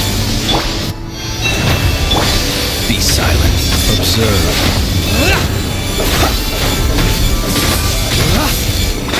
Close your eyes.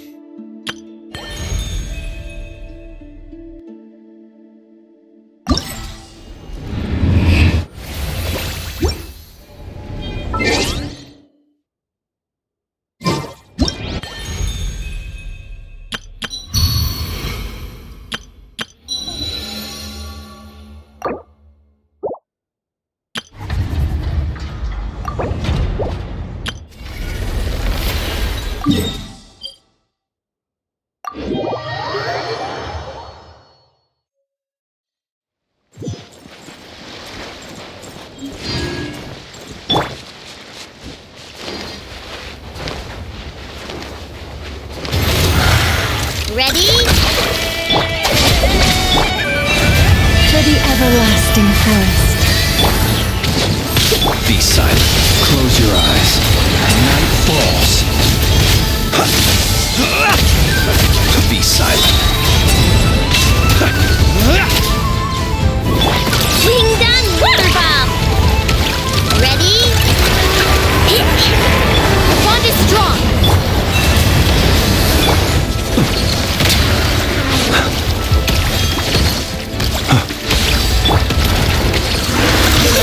No claw! Observe. Be silent. Night falls. Lightning purified! Stand with me!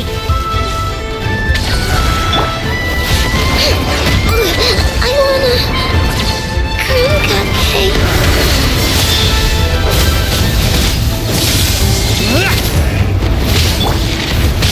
Leave this place. By the Frostman of old.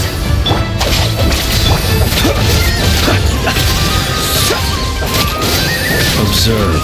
Close your eyes. Night falls.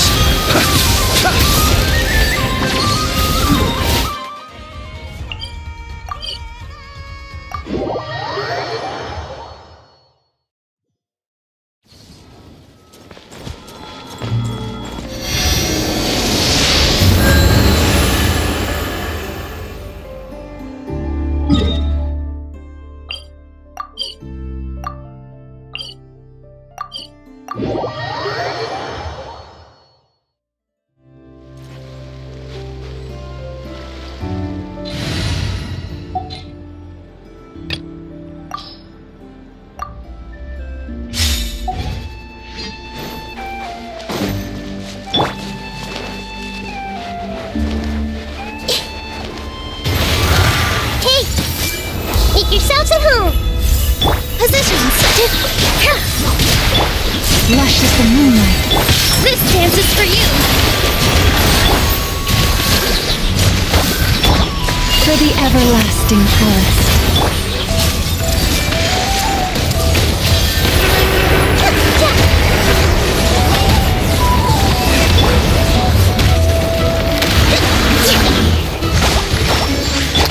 The Temple of Wisdom.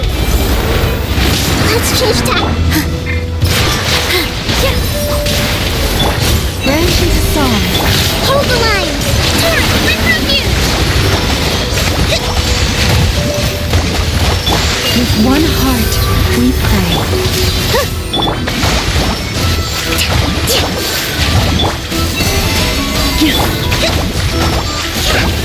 All my strength. Make yourselves at home. Dance with the waves.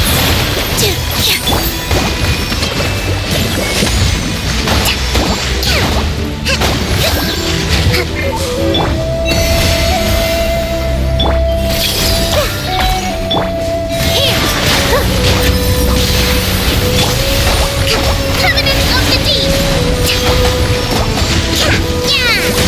Rest and rebuild. Share my knowledge. For the everlasting forest. Positions.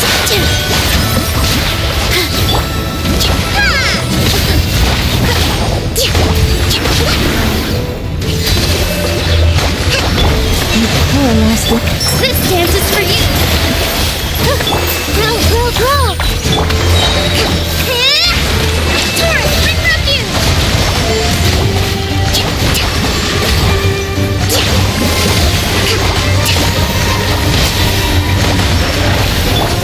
I see everything. The Temple of Wisdom. Lush as the moonlight. With one heart, we pray. Here.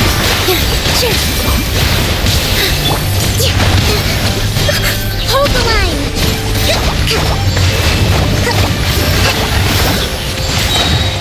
Covenant of the Deep.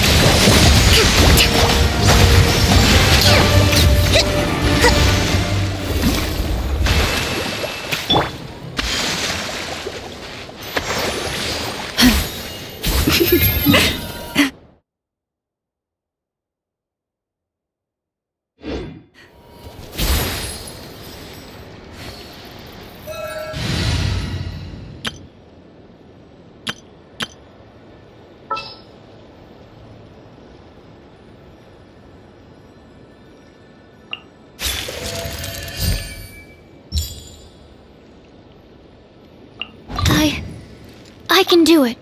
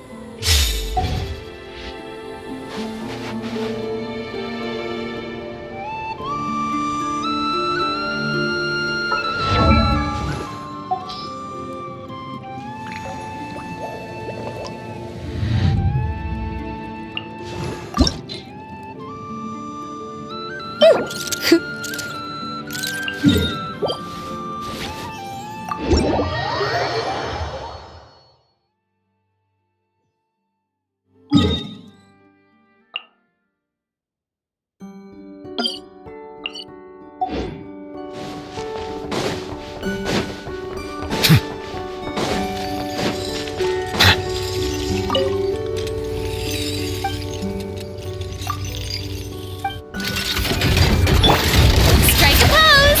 Let my name echo in song! Bring it!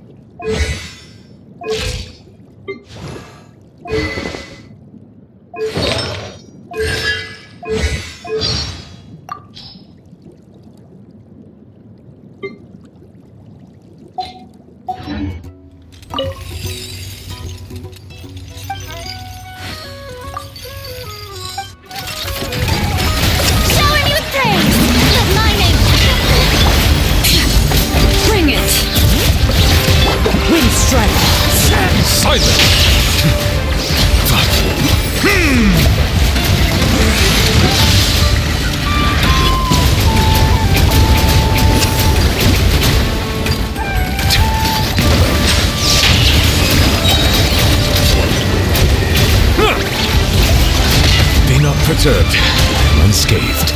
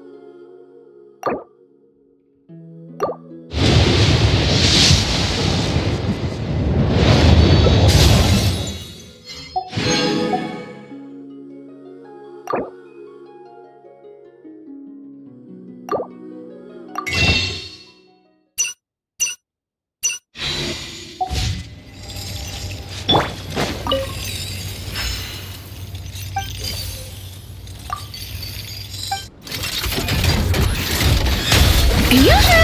Let the world come alive! Letting brave names echo! As one with wind and cloud! Let the mighty be humbled! Settle down!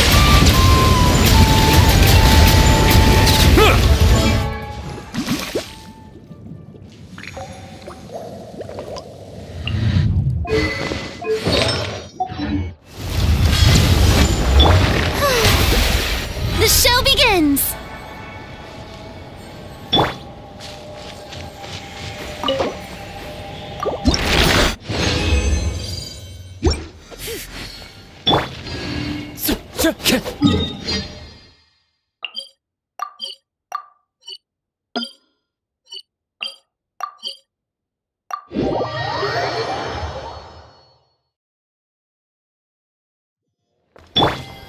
Ad Astra.